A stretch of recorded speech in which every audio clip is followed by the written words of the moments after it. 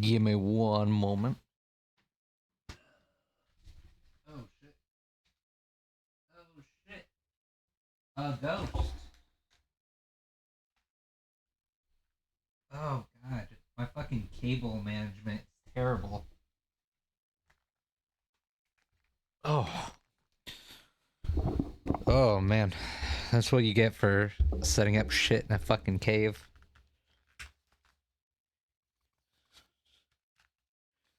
I have to run a long ass extension cable to um the one working what's it called? Outlet. I only have one working outlet in this fucking cave. I have to run a long extension cable so that like it's plugged in. Like I've got one long extension cable that runs through my room within the cave, and it has like one of those power strips at the end, so it's got a bunch of outlets attached to this extension cable that goes to the one working outlet. Oh, so I've just got a fuck ton of cords everywhere. It's wild. Anyways, we're going into Shadows of Rose. Last time we were on here, 5 fortnights ago. I don't know if that's true or not. But oh, I remember I was stuck at this part, and I still don't know how to fucking progress. So we're gonna have to brute force this. I'm gonna have to bang my head against the wall until we can get this to work. Also, my mouth may not be moving the way I want it to. Give me a second. Let me check that. While I'm checking this, I was on TikTok, and I was assaulted with my mouth's good. I was assaulted with the image of Australians flinging around kangaroo tails that were separated from said kangaroo. Like, what the fuck? It had like a bloody stump at the bottom. It was just fucking kangaroo tail. It was waving around like it's a floppy lightsaber. They were cooking it. They were cooking and eating it, like showing how to cook and eat a kangaroo tail. I didn't even know people ate fucking kangaroos. I thought they were like the. I know they're considered like a pest, but I thought they were more like a coyote. You know, like people don't typically go and eat coyotes. I figured it was like that, where they're just around. You see them every once in a while. Maybe you have to chase them off. I didn't know they were a food source. I didn't know they were a fucking delicacy in the danger continent. But whatever. What the fuck ever. I didn't really have a point. I saw it immediately before stream, and it scarred me, and I felt like I needed to share that trauma. We share the burden here.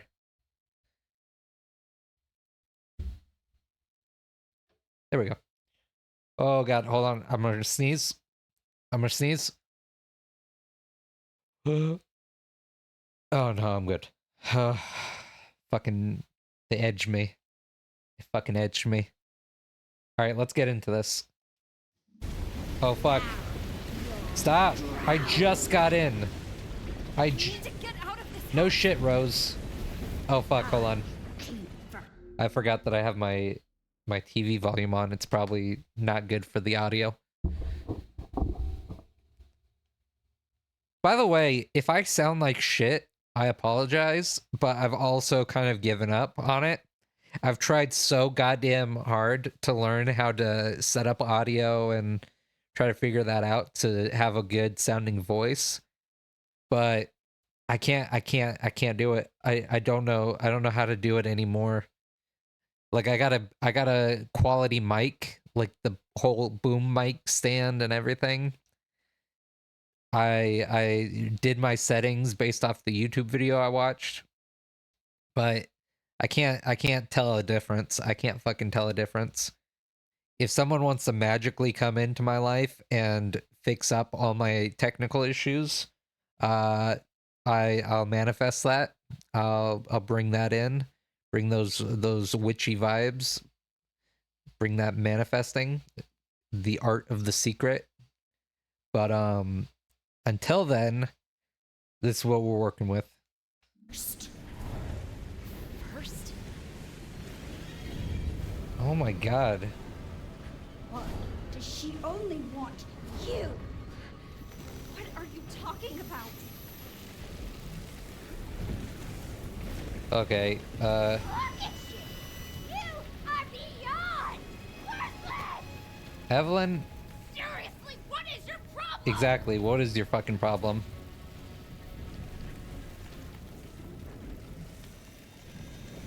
What the fuck? I don't know what's happening. I feel like I'm having a fever dream. So greedy. Can you fucking fuck off? So red that it's never enough. How am I taking damage from this? There's nothing for me to do. Where do you think you're? Shut up, Evelyn. Oh look, your families. Oh! Enough of this shit. Oh no! Oh fucking no! Why do I have to deal with the fucking mannequins again? I thought I was free.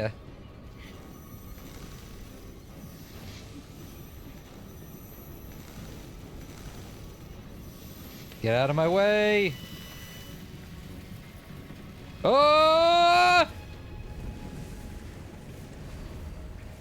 Evelyn, you are not scary, but the things behind me are. Get the fuck out of the way before I drop kick you. They were supposed to die and join me here.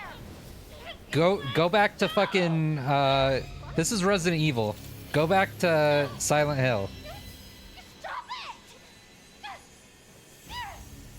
How are you even here?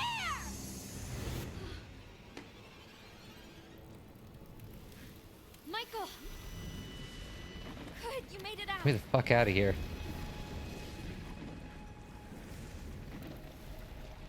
No shit, be careful. Evelyn, that little girl?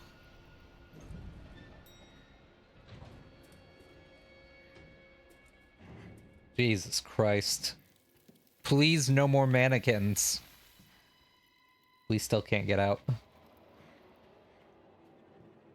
Oh my god. You know what I don't understand?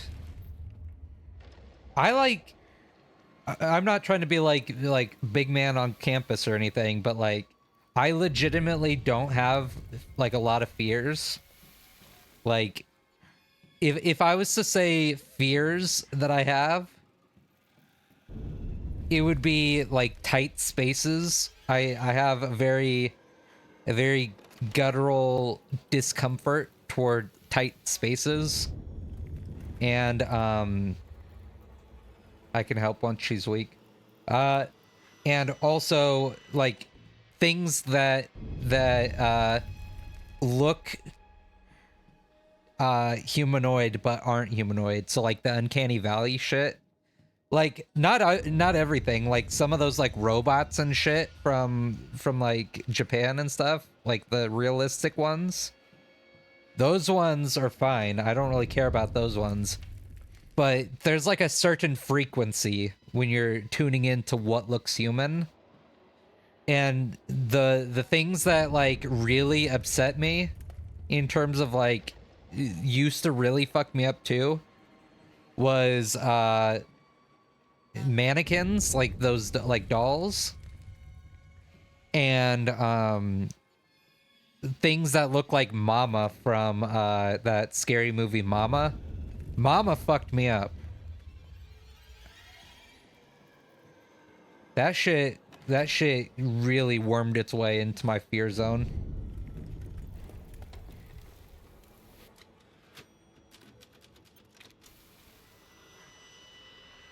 Can we get out of Donna's house, please? As long as we're here, we're subjected to the fucking mannequins. Did our powers get better?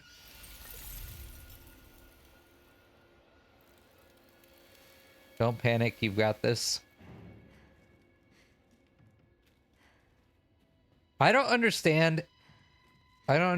Outside of game mechanics, I don't understand lore-wise how we're getting these powers, like these extra abilities, unlocking them. And I don't understand if we can just get them, why can't we just get them all together?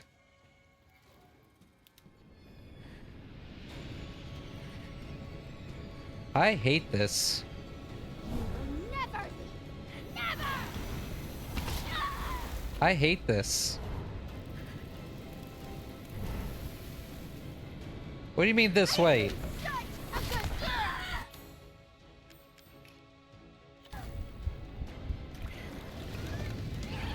There is no this way. What the fuck are you talking about, Ethan?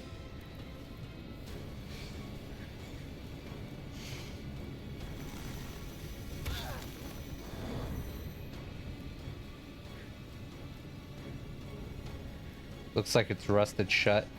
Guys, we were supposed to be a family! Okay, so I'm just fighting her then. Completely obsessed with stupid old Rose!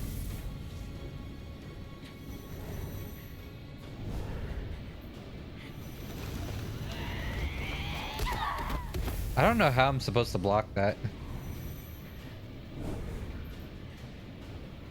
If you'd never been born, it would have been perfect! This is stupid! Are you kidding me? She hit me twice?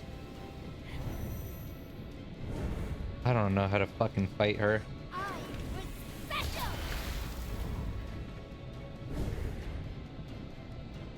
You're worthless!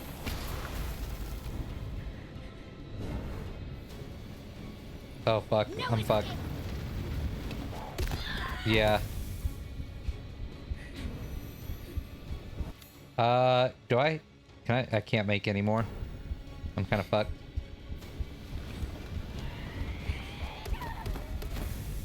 God damn, she hit you with the triple tap. I'm fucking dead. Die here! What is happening? Watch your step. You're nothing! God damn it, Ethan, you're gonna get me killed because you're talking to me.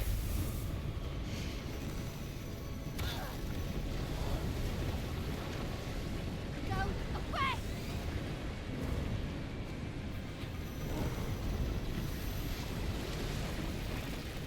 Hate you!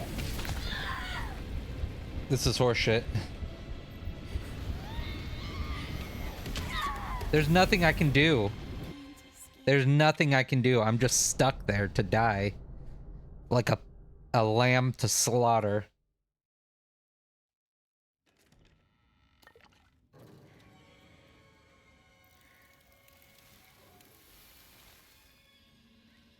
Alright, fuck it. Hit him hard. Never! Never! I fucking can't. I have been such a good girl! Oh, she was about to hit me with a fucking... How are you hitting me? Her power...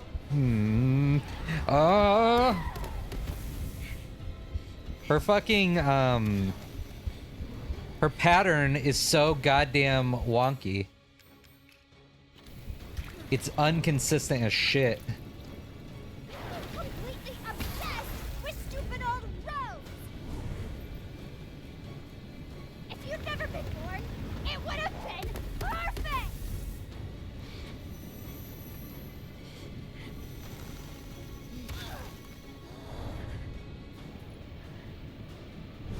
Die here!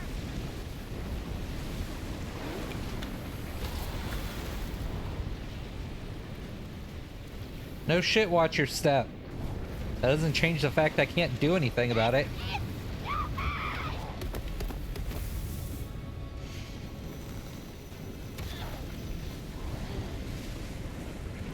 Go away!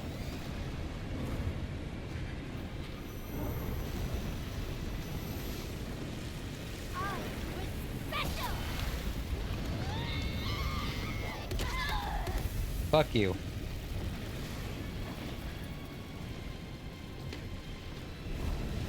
You're worthless! Nothing! There's no blocking that. No threat! There's no blocking it. Oh.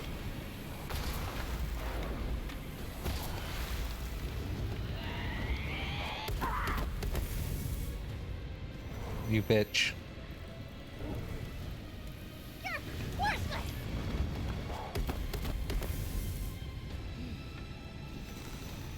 No! Okay.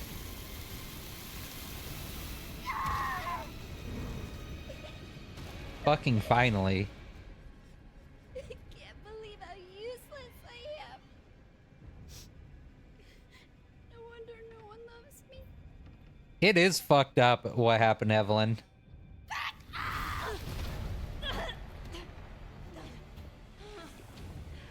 This is all your fault.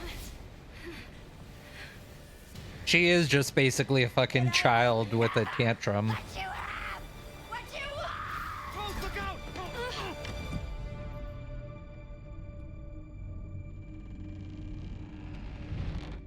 Don't give up, Rose.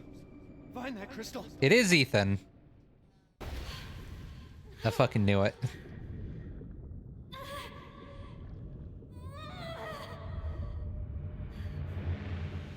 Every time I see this with all those windows, it makes me think of that infinite castle or whatever the hell it's called from Demon Slayer.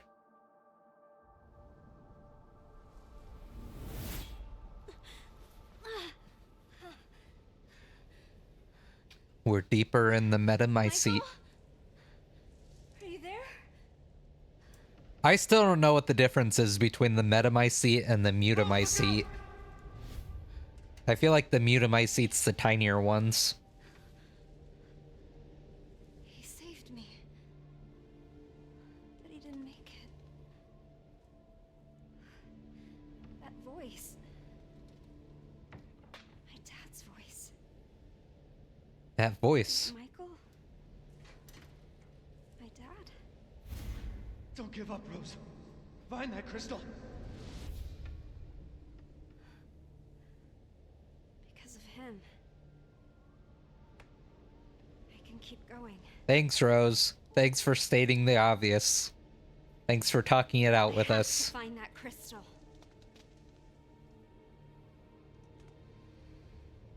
Yep.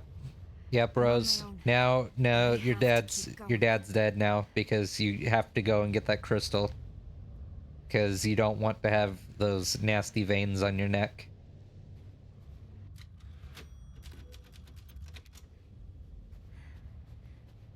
You don't want access to godlike power. So now your dad's dead. How does that make you feel? How does that make you feel, Rose? You know how I feel? I feel very fucking annoyed that I have to go through all this goddamn trauma. Because you want to fucking get a glow up. Pissing me off.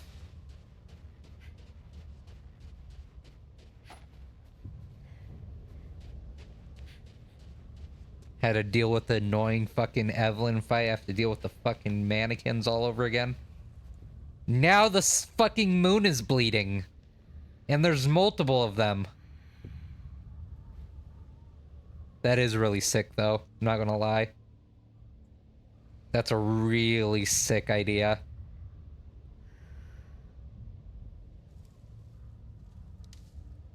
Sorry. Where the hell am I? I'm really appreciating it as a fellow world builder. I don't think I've ever really seen a bleeding like moon like that in a concept before. Like I've seen it before, like in Horizon, but not in Horizon, but on the horizon. But I've never seen it like where it's actually leaking down like that. Like on, you can go to it. It's really fucking cool, actually. Oh my god, I looked over there and saw that windmill. I thought it was a fucking dragon. I thought Lady D was back in her dragon form.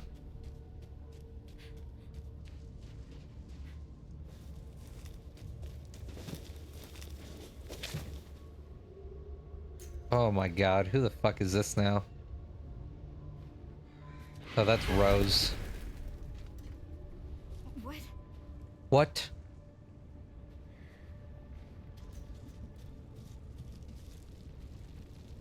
Why are my legs hot? Why are my legs heating up?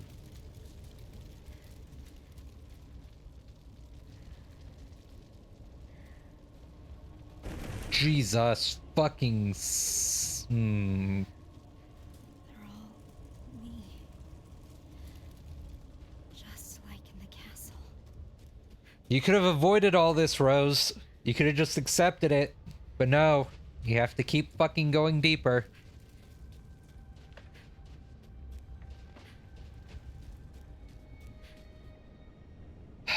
Always the fucking mannequins, one way or another.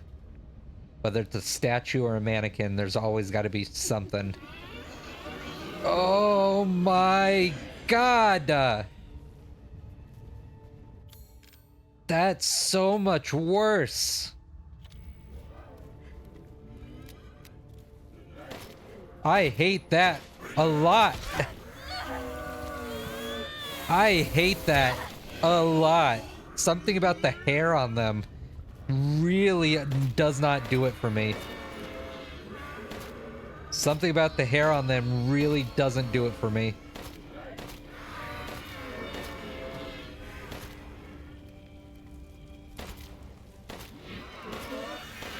Oh. Oh, fuck. That fucked me up. What the hell, bro? Oh my god, that's so much worse. This is so much worse. Knowing that they can fucking get up like that. Honestly, I don't know what's worse. Those things or the mannequins? Probably the mannequins. I hate the weeping angel mechanic. I hate having to, like, look at them and making sure that, like, they don't get up. Or they don't, follow me.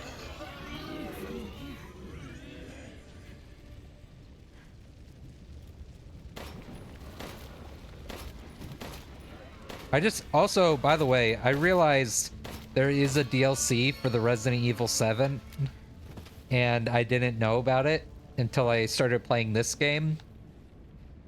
So after I finish Shadows of Rose, I'm probably going to,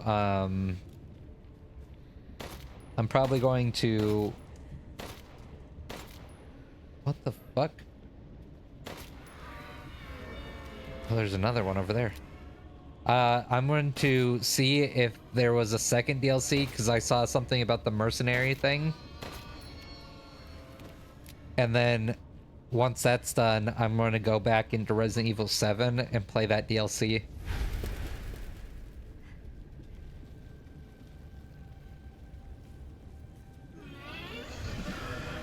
Please? For the love of God, stop with these fucking enemies. They, You're making me waste my mold counters.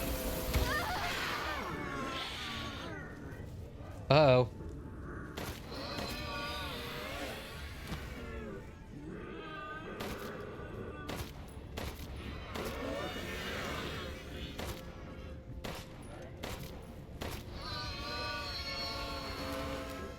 Oh, it's so fucking fast.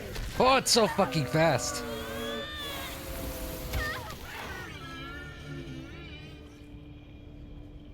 Oh, God.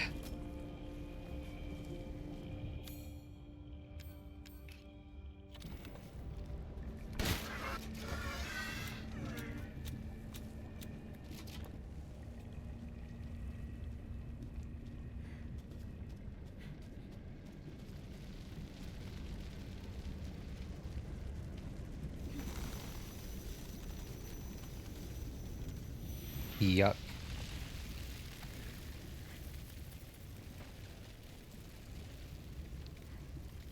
Yuck. I'm almost out of ammo. I need to. And I'm almost out of mold counters. Do I just drop? Okay.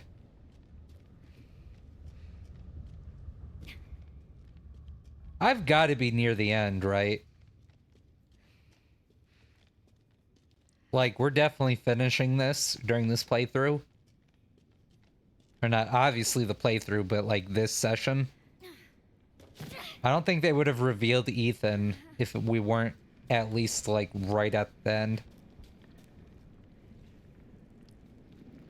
Ew.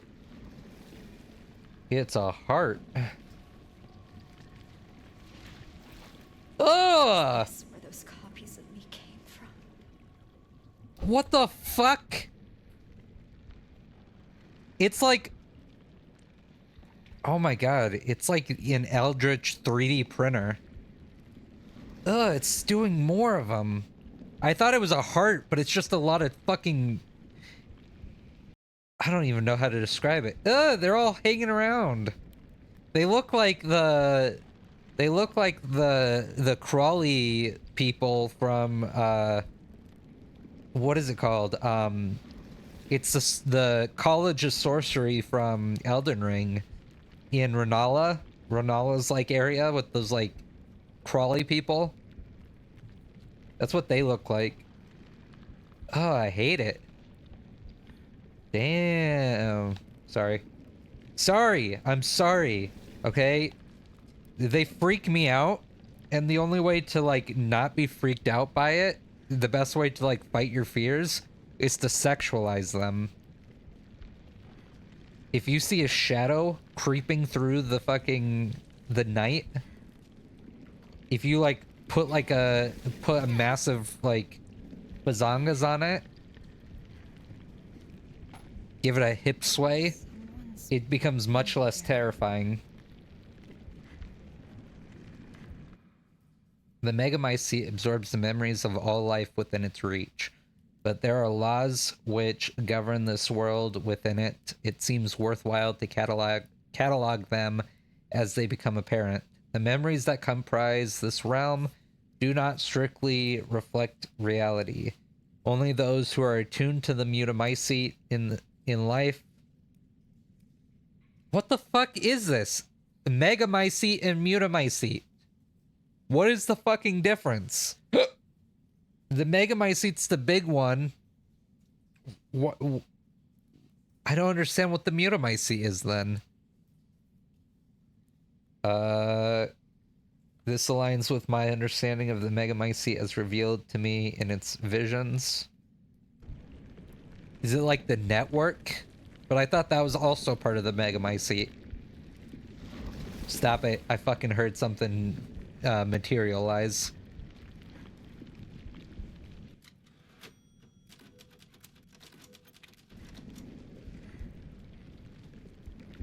I've been experimenting with the possibilities of manipulating and reviving consciousness stored within the Megamycete.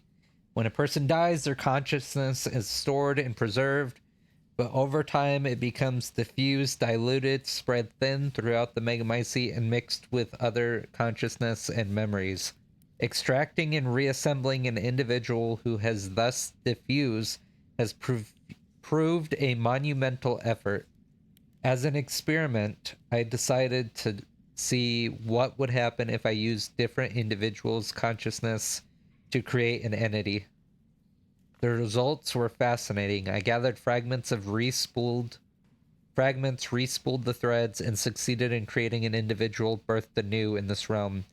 A success, to be sure, but while his unusual physique resembled a man I once knew, he was possessed of a deeply warped psyche and was missing a portion of his face. Conclusion. While manipulating memories to create a person is possible, the creations are flawed and unstable. It will not be possible to manufacture a suitable vessel in this way. Who wrote all this? I don't fucking know, Rose, but I don't think I want to meet them. That'd be crazy if they revealed that Ethan had like went insane, and he's just playing to like trick Rose somehow. That would have been a crazy twist. I don't think I would have been happy with that twist, but it would have been a crazy twist nonetheless. I had intended to duplicate Rosemary Winters with the hope that a perfect replica might serve as a suitable vessel. However, the results were less than ideal. It would seem that some sort of interference is preventing me from creating a suitable replica. Instead, I have succeeded in making what is essentially a living doll. It resembles the real thing, yes, but has no power. Such a pathetic husk could never prove suitable as a vessel. I will continue my efforts in hopes of discerning the source of this interference. Several hypotheses have come to mind thus far. The fact that Rose herself is still alive, some other actor within this realm, a flaw in my methods of production. None of these seem especially likely to be the sole reason, nor are any of them easy problems to solve. Perhaps my best hope is to somehow bring Rose into this realm. Were she to offer herself as a vessel, it'd be so simple. Additional observations. Further experiments with these Rose copies, as I've taken to calling these husks, have yielded another interesting wrinkle to pursue. When subjected to situations evoking extreme terror, they actually begin to express some semblance of Rose's abilities. This warrants more research, and I think that my first creation, the Masked Duke, is just the one to perform the stress test. They couldn't have been watching me the entire time. Okay, so this weird heart womb worm creature that creates these roses, yeah, it creates the roses, and then the roses somehow are imperfect. Ugh. I hate that it goes into the mold. Ugh. Close your eyes. Close your fucking eyes. I hate that it's staring at me. Whoever made all this, like, in the game, not the game developer, but like in the game, whoever created this fucking process needs to fucking burn. It would seem that at some point during my experiments with consciousness as an intruder what the fuck? It would seem that at some point during my experiments with consciousnesses, an intruder made herself at home in my realm. This intruder was none other than the failure Evelyn, who has been running about enacting her own pitiful agenda, which has led to a slight disruption in my own plans. Had Evelyn not interfered, Rosemary Winters would have been on the verge of despair, dispossessed of her will to live and her mutamycete powers. Instead, a new passion burns within her. I shall have to extinguish it.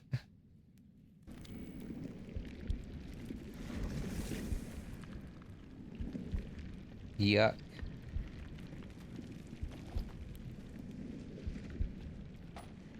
I hate all of this. Just put it on the record. I hate all of this right now. I should probably move the mic a little bit. I'm probably making a lot of noise. Sorry about that. I'm just trying to fucking make sure my avatar is getting picked up on the mic, because not mic, on the camera, because the mic kind of goes in front of the camera.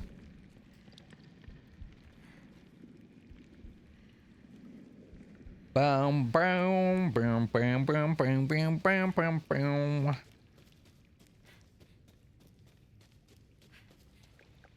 Yuck. I'm still fucking mad that I didn't get all the fishes in the last one. I wanted to get all of them. That pool I've been feeling is close, but I just can't go any further. I thought I had made it when I saw the blue light, but no, not quite. If only I'd been braver, faster, stronger. Braver, faster, stronger, so close. I was so okay. I thought that would continue with the song theme, but no, it didn't. Almost there. Stop calling him Michael. You know it's your fucking dad now.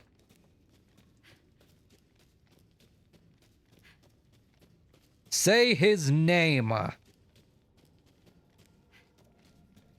It's through here. Say his name. I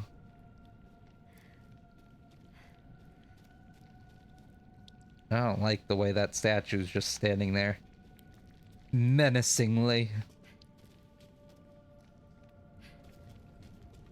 You must bounce on it. Crazy style.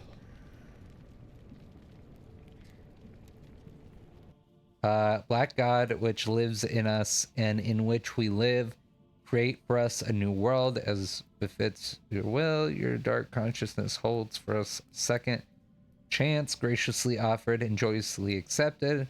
You drink the blood of the last lamb as it falls upon your darkened earth, not to destroy but to preserve, and once again deliver unto life.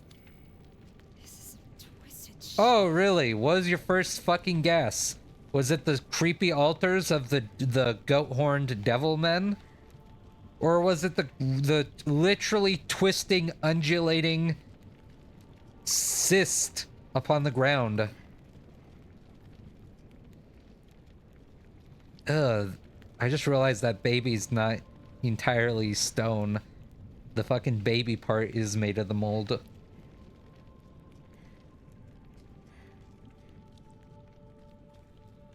That's just a brick. I thought that was like a holder, like a container. That's the word. This one's the real deal. I can feel it. Rose, how stupid can you be?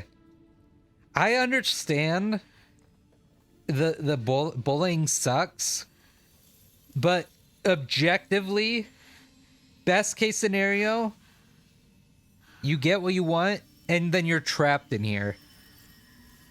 How do you think you're gonna get out of there if you don't have your powers anymore? That's your best chance of getting out. You dumb shit.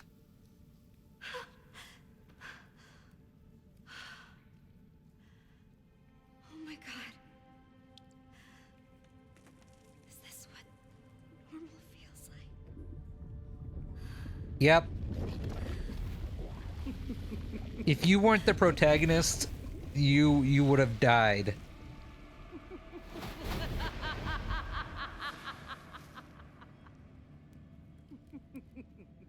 I am kind of glad we get more Miranda. We didn't really get a lot of her in the main game. Who are you? My name is Miranda.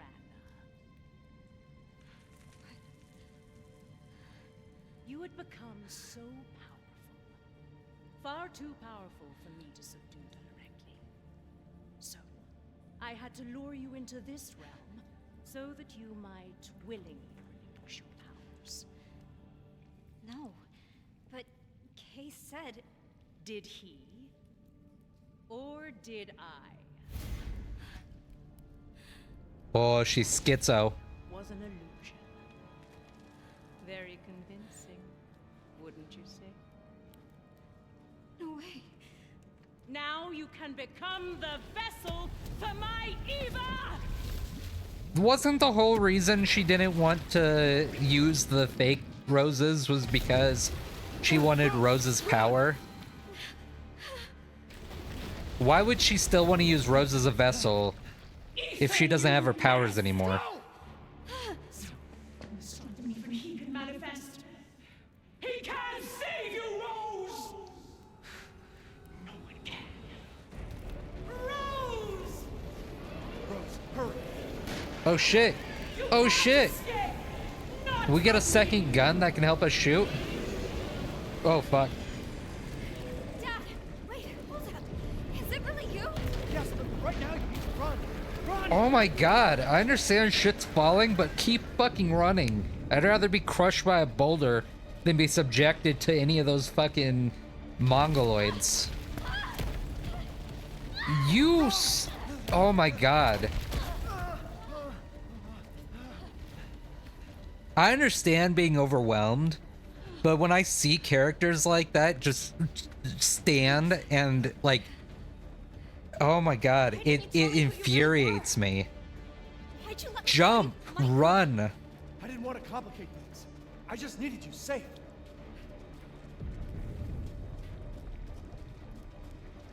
And I'm sorry I left you alone. But I had to find a way out.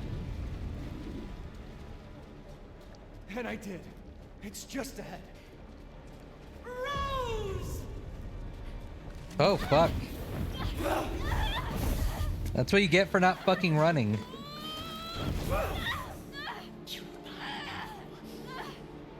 Get away from my father! Stay away from my family! Rose, come on. Pick up the pace, Rose. Pick it up. Step up. She infuriates me so goddamn much. You know what? You know what? I think she annoys me because she's her mother's daughter. She's her mother's daughter. Ethan, persistent Fucking, Rose, now's your chance. Go live a normal life. Make God damn it. friends. No one will ever call you a freak again.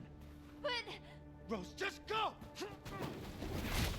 I don't want to leave you! oh my god, Rose. I love you, but I need to know you're safe. So please, just... Ethan, you insolent pest! I got this. Get out of here. Oh my god, Rose.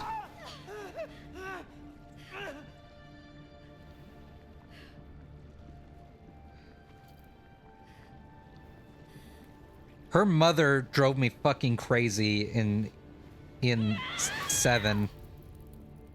And now fucking Rose is driving me crazy too.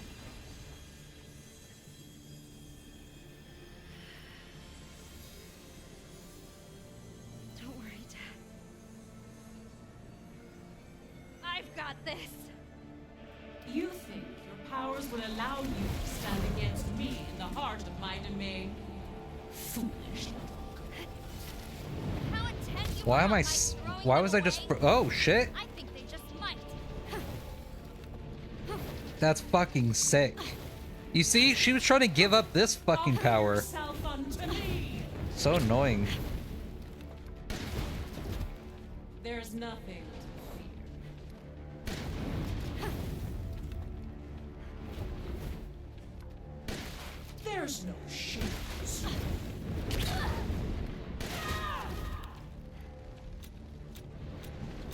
And even if you were to survive, what would be the point? You can save. I your mom. fucking shot it. You are of two different worlds.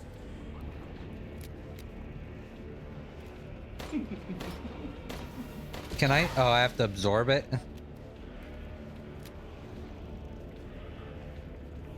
This will also mean Oh, does it like? Does it? let's see this power.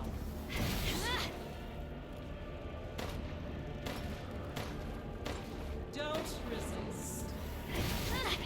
There will be wailing and gnashing. Oh shit.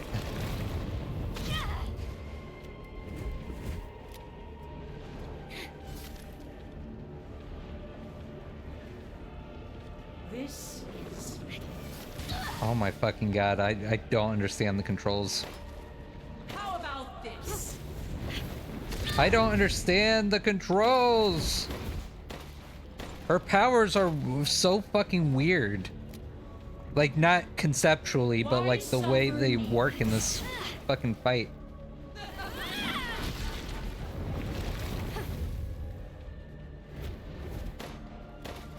You cannot hurt me.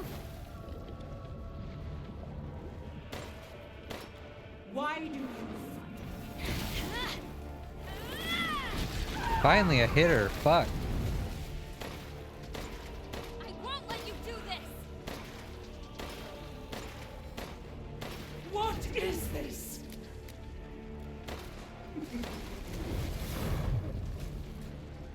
It took so I gotta heal.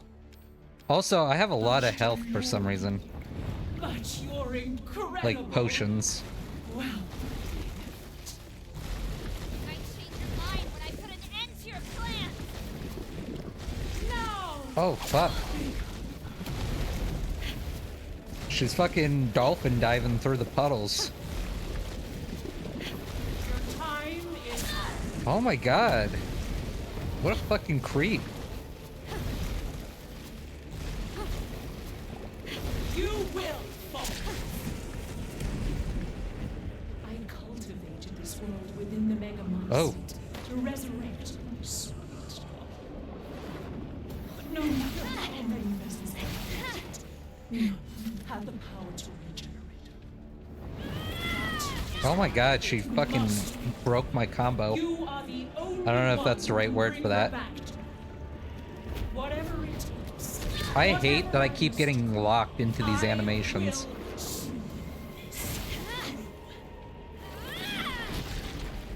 And I don't understand why that's not doing any damage to be her. by my side. Why did it spin me around? I hate playing as Rose. Like, I love her powers, but I hate playing as Rose.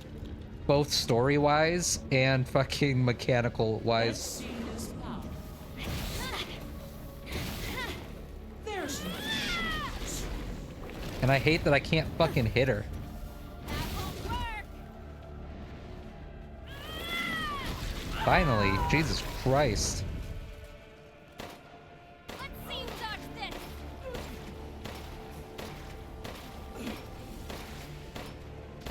How do you possess such power? What do you fucking think? You've known she possesses the power, that's why you want her. What the hell are you talking about? Oh my god. I'm just trying to go over here. Fuck. Stop spinning me around. I hate that. I hate I'm trying to do the dodges and it spins me like 180 for no reason.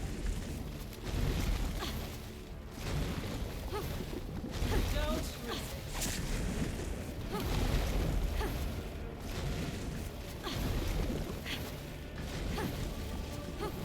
There's nothing.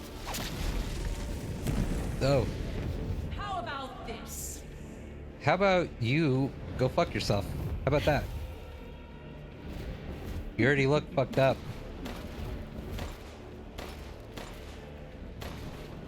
Do you still not see? There is no happy ending. Says the Wicked Witch at the end of her reign. Damn. Also, I don't understand. Okay. I was like, I don't understand why Rose turns green. Changes. Your suffering will never end. I don't understand why Rose, like, when she blinks like that, she turns green. But then I realize it's because her jacket's green. It'd probably be a different You color just won't if give up. she had different color clothes You on. really are. That stubborn light that shines inside makes you the perfect vessel. I'm fucking trying. I'm trying to do the fucking smack shit. Jesus Christ. It doesn't work every time, so I'm just stuck in an animation. Impossible.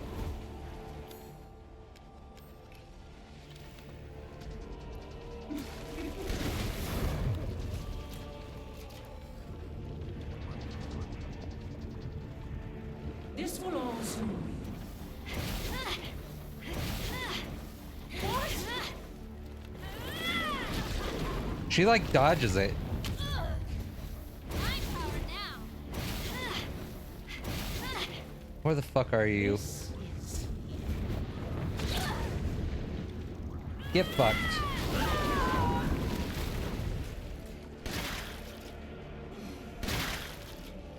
I think also, aside from the way they like act and the way they're written, what is this? I think the other thing that Rose and Mia both annoy me I is because they also tap into like that uncanny valley look.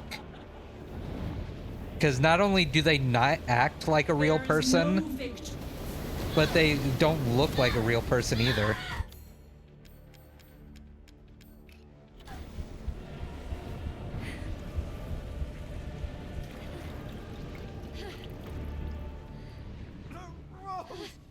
Oh shit, did he turn blonde?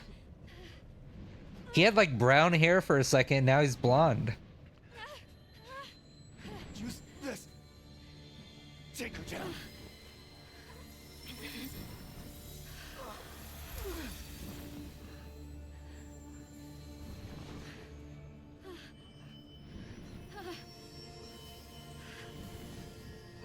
Oh,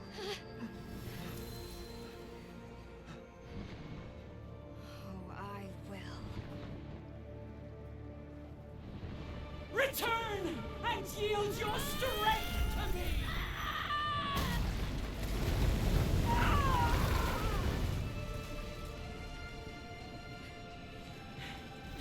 So much power! You truly would have been the perfect vessel for my Eva! I'm not a goddamn vessel. I'm not some stupid copy. I'm me, Rose. And you're done.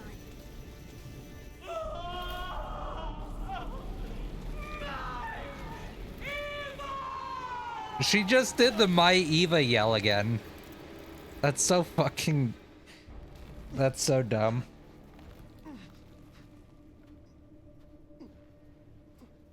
Hey, sweetie. Oh my god!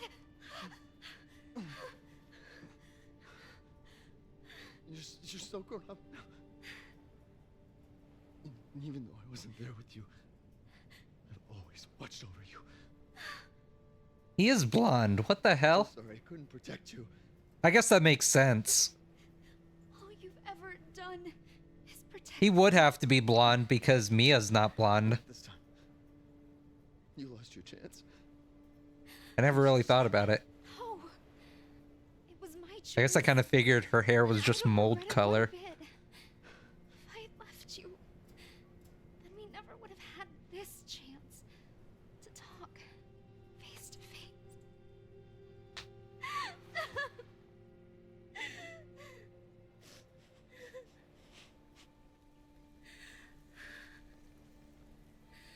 So it's okay.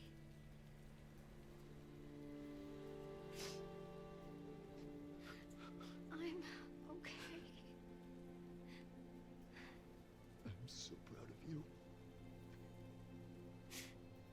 Can she not heal him? I'm so very proud of you. Love you, Rose. I love Or you. absorb him? She's basically the Metamycete.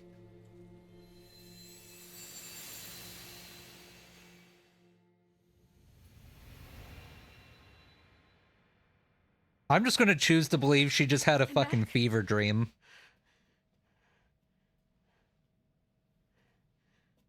She just walked in there and just fucking tripped balls. I'm back. Look! Look at her neck. She doesn't even have, like, any veins on her neck. That's fucking odd. But yeah, I thought the whole thing was like she had veins on her neck and that's why she wanted the power gone, because she felt like weird because of it. And like sweating, I guess. Sweating mold. Honestly, the neck veins were probably the worst bit. Like the worst downside to that power. But she doesn't even have any of those. Is it because she like accepted her power? Oh, is this after? Do you think the little boy will be able to touch the moon? Oh shit, this is after that. Too far away. Wait, what if he has a rocket ship?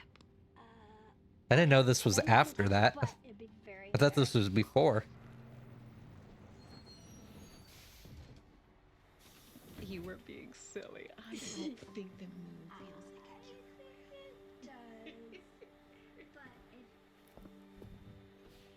But Wait a minute, does she actually see Ethan on the road then? During that part?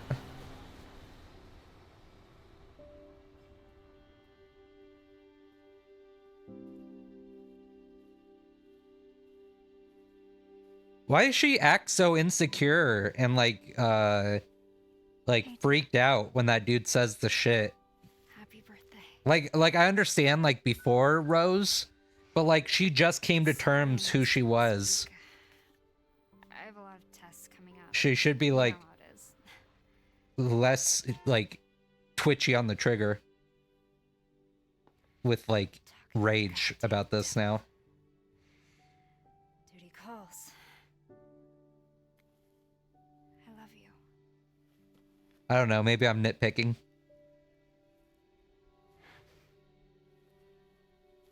Yeah, I found her. Where else? Today of all days. We have a situation. You're needed, Evelyn. Don't you ever call me that again. Whoa, it's just a joke, Rose. I can show you things even Chris doesn't know I can do. God damn. We have a clear shot. Stand down. I can handle it. She's just a kid. Way to keep it together, Rose.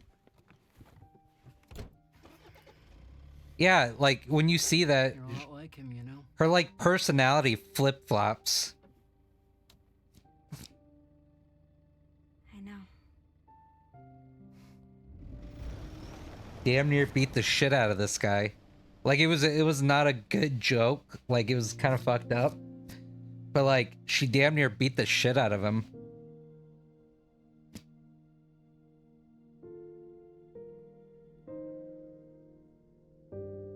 Yeah, that's Ethan over there. That's his model. So does it show anything?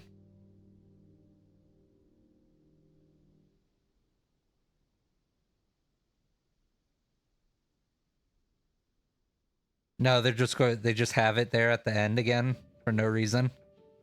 Okay, cool. Damn, they could have done something with that. I thought they were really gonna tie it in. Well, that wasn't bad. Like it was good. I'm not a big fan of Rose or Mia. But oh fuck. However, it was a good good DLC. I really liked the world, like the twisted world we went into. Even though most of it was just reskins of the main game.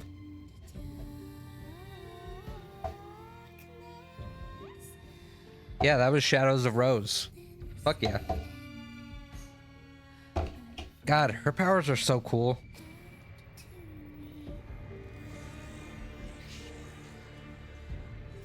I said it once, I'll say it again. If I was ever presented with the chance to like be like Cadode, there's a very good chance I would take the risk.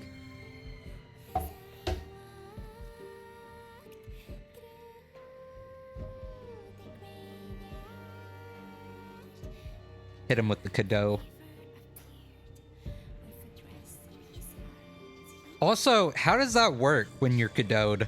Like, some of it looks like you have to surgically implant it and shit, like you would an organ. But like, also it kind of looks like it just does its own thing. So what if you just like had a Cadode in your hand and you just fucking pushed it into someone? Don't know.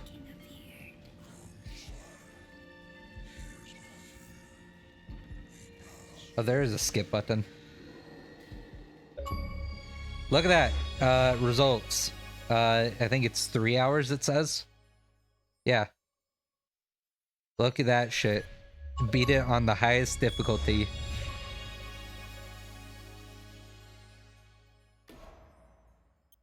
Challenge completed. You have completed the following challenges. Cool.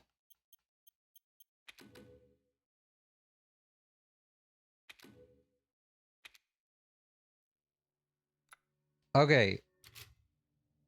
Well, we finished that a bit early. We still have like 2 hours left. Let me see about this. I don't know what this is. Oh, it looks like a game mode. Okay. Here, I'm just gonna click it and just see. Also, it looks like you could play as 2 other people. That's odd. Honestly, I like Ethan better. But I don't know if Chris just lets you beat the shit out of people easier.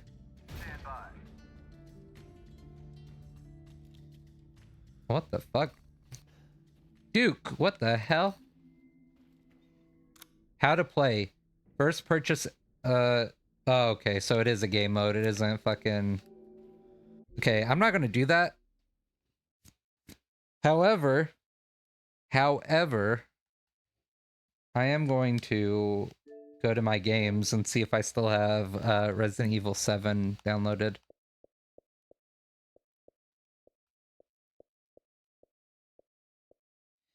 God, this game was so good.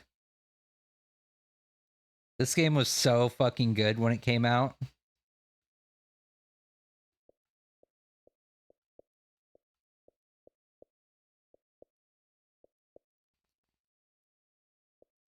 This game was also really good. But, I don't know. I really enjoyed, like, the ancient magic aspect of that. And I really like the gameplay.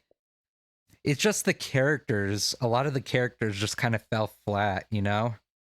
Like, I don't know. I think the most interesting side character that they had was, I don't know if it's either it's one of those 2 Slytherin dudes. It's either the blind one or the one that's like your companion. I guess it would be like a tag team why they're interesting, because they both are like part of the same shit. Like they're 2 friends. They were the most compelling characters to me. All the other ones were kind of like, the other ones were either like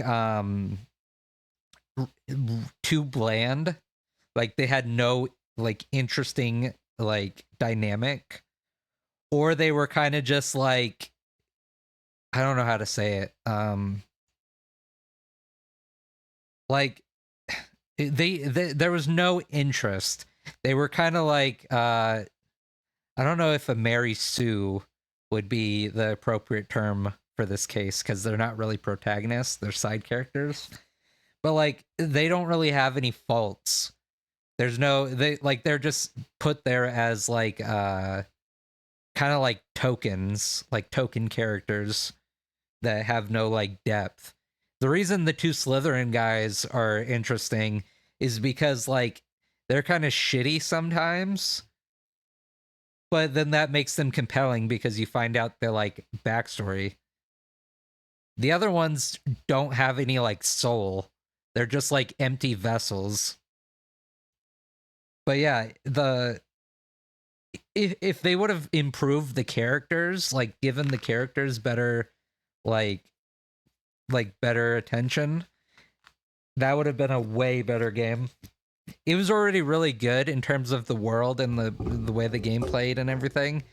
It just really fell flat in terms of most of the characters. Some of the characters were really like cool though. I liked what's their fucking name? The old professor dude. I mean, he wasn't the most interesting, but I enjoyed his like character. And also that one, what the fuck was his name? I think he was the head of Slytherin House in this game. He was that one, I think it was purple robes he dressed in, and he would like teach you how to like throw the ball and shit. Was it Charms? Was he the Charms professor? He was kind of heavy set dude. That dude was pretty interesting. I liked him too. But Yeah, some of the characters were interesting, but most of them kind of sucked. But I do really like that game. I do really like the game. I just played it too much. I did like 2 playthroughs of it, and like once you play through it one time, it kind of starts going downhill from there. Not because of anything wrong with the game necessarily, it just doesn't have a lot of replayability. Like once you've explored everything the first time, you get like one really big high from it, and then you just don't, there's nothing left over from it. It's just continuance. But that's not its fault. It's just not necessarily its fault. It did really good for what it was trying to do, and that's like the nostalgia. God, hold on. I don't even know if they still run the Halo Reach server. Oh, my fucking enunciate. It's like my tongue falls asleep as I'm talking. I don't know if they still run that shit. Maybe in a different stream, like just one of the hangout streams, we'll go and just look at the shit and talk about it. Right now I'm still looking for the Resident Evil. Fuck, I don't have it downloaded. I think this is similar to the mercenary game that we just looked at. Damn. Okay. Well, let's see. What are we gonna do then? This kind of went from... Oh, hold on.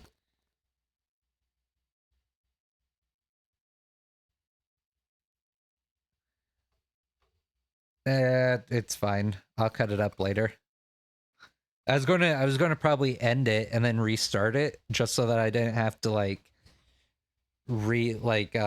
edit it. I could just send it straight to YouTube. But it's already been too long, so there's no purpose. Atomic Heart. Okay, I gotta slow down. My ADHD is going burr right now. Atomic Heart was really good, but oh god, the game. Okay, so the gameplay's hit or miss. Like it's really fun at the beginning. Like at certain points are really fun, and it's really good like world. But I got stuck at a part where like it kind of just left you in the open world to explore, and I lost interest because I got stuck on I got placed on a puzzle, and I was like, I just never regained the ability to like go back in. That game's horny as fuck though, I'm not gonna lie. If you've ever played Atomic Heart, like it's super sexualized, from the twin robots to the fucking vending machine. I swear to God, every time I went to that vending machine and I was trying to like get a gun, I thought it was gonna like send out a tendril and suck me in. This is wild. It's a wild game. I really like it. I like the concept too. It's very unique. It's very self-contained, where it's like a liquid mechanism. Baldur's Gate was really good too. Oh my god, I really want to do a Baldur's Gate collab because fuck, I played it by myself, like played through it, did a playthrough by myself, and it was really fun. But I started another playthrough in my like personal life with a friend, and we started playing it. It was so fucking funny. We started it. We were trying to be like good guys. We were trying to help people. Every time we tried to help people, everyone died. Like we got to the part where you had to like save the village or save the druids or whatever, or try to like mitigate. We picked one side. We were like, okay, we're gonna save them. They all died. And then we were like, okay, well, just kidding, we're gonna save these guys. They all died as well. everyone in that fucking village died, and it was not intentional. We just accidentally pissed off the wrong people, and we had to kill everyone. And anytime we tried to save someone or tried to do anything, it would just backfire because for some reason the our team cooperation just was not there. Like, we were on the same page, but we just circumstances arose. Like, my favorite moment was when we were fighting a hag. We had to fight a hag in order to save this lady in a cage, and we were actually kicking ass. And then the cage got set on fire, and I played as a barbarian tiefling, and oh my god, just remembering it's hilarious. I was carrying around a barrel of water. I don't know why. I just had the strength to carry it around, so I just never put it down. And I saw the cage set on fire, and my thought was like, I'm brilliant. I'm going to throw this fucking barrel of water at this cage and extinguish the flames. And I felt so proud of myself.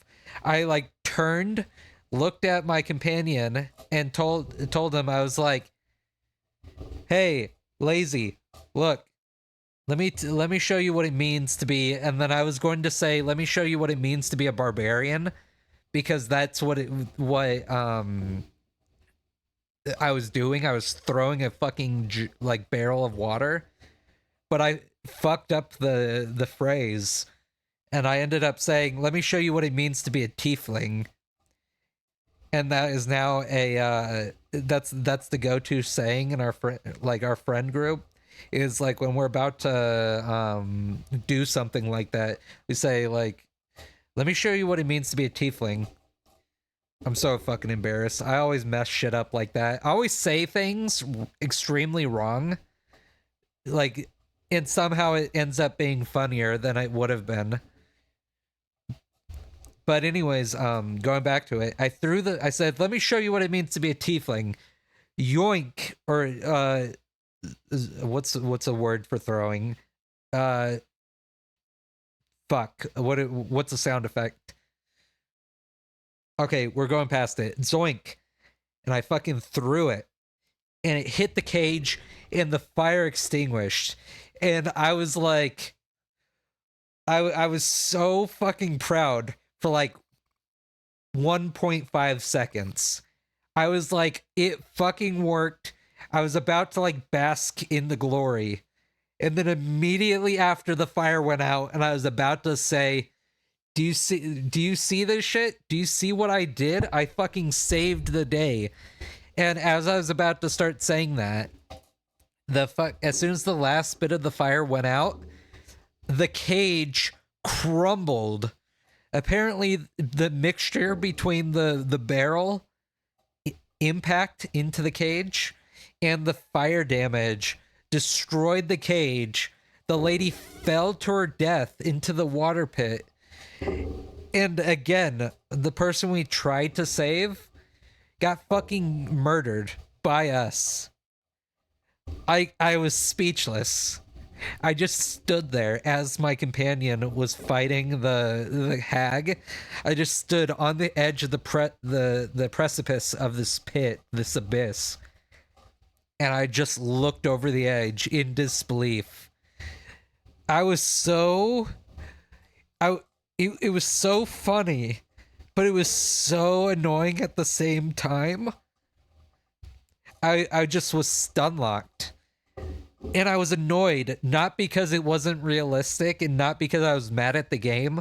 I was mad at myself at the fact that I had not foreseen that. And also I was almost mad at the game for being too realistic. Like, I'm happy that it is because it was hilarious and it made sense. I love when things like that happen. But I was so in disbelief that shit happened to me. I just stood there in shock for the longest time. It is criminal that wasn't like live streamed.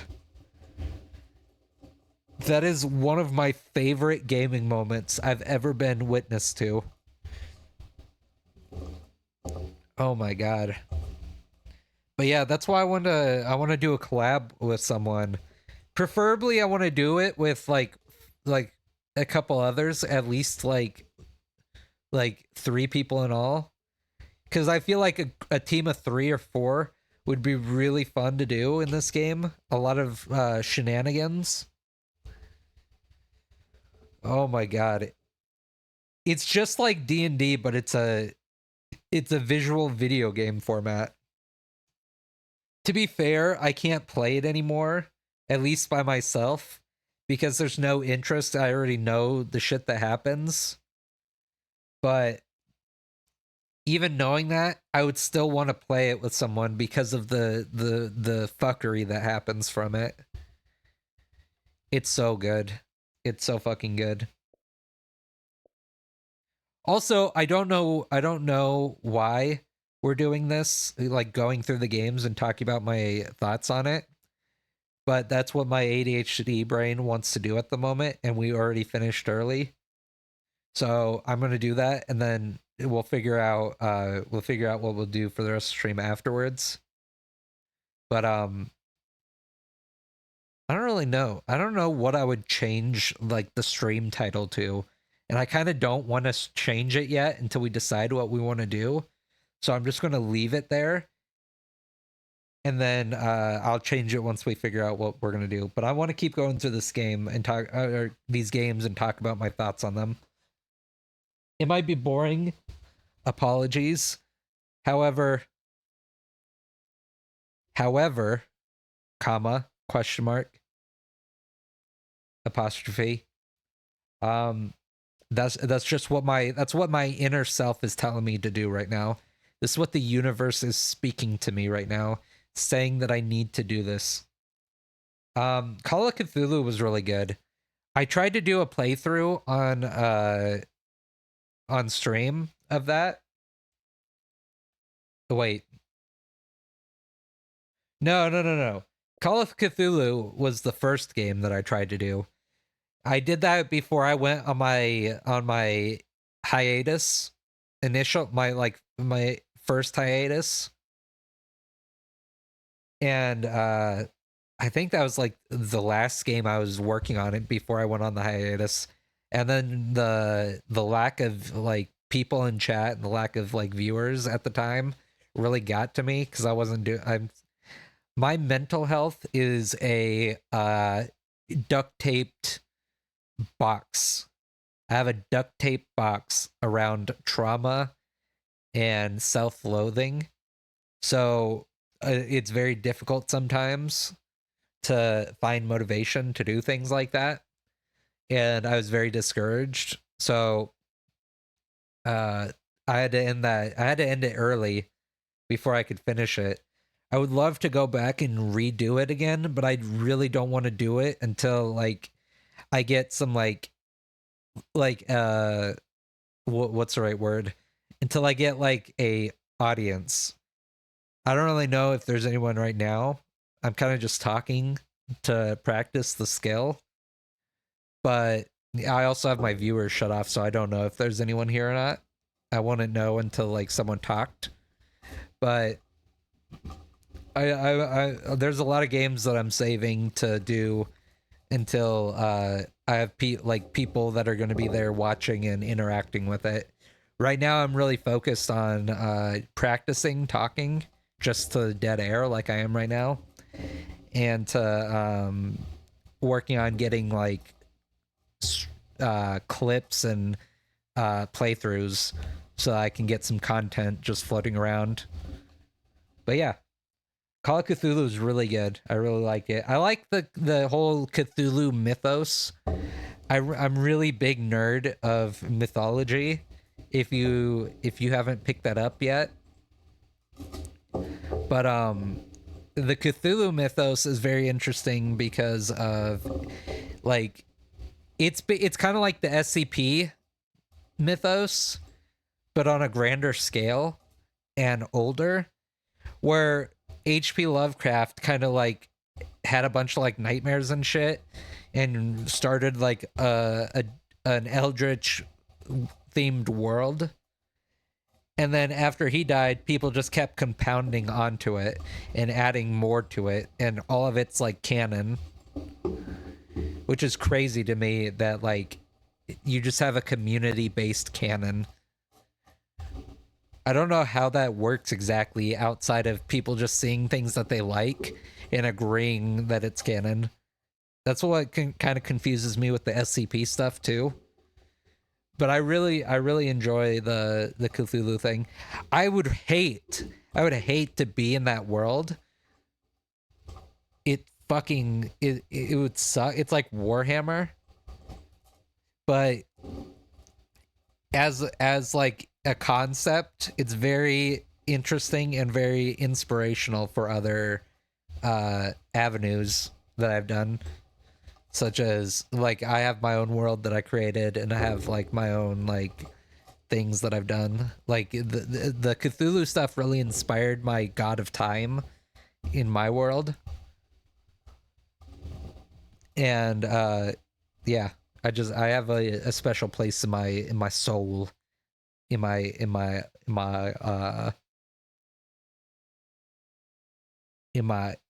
nucleus, a special place in my nucleus for it. The Call of Duty ones, I don't know. I used to be a lot more into like playing like multiplayer and shit when I was like in high school. But I don't know. I really don't. I've never was like that big into the competitive aspect. That's why I don't really like sports. Okay, slow down. Slow the fuck down. I gotta take my headphones off.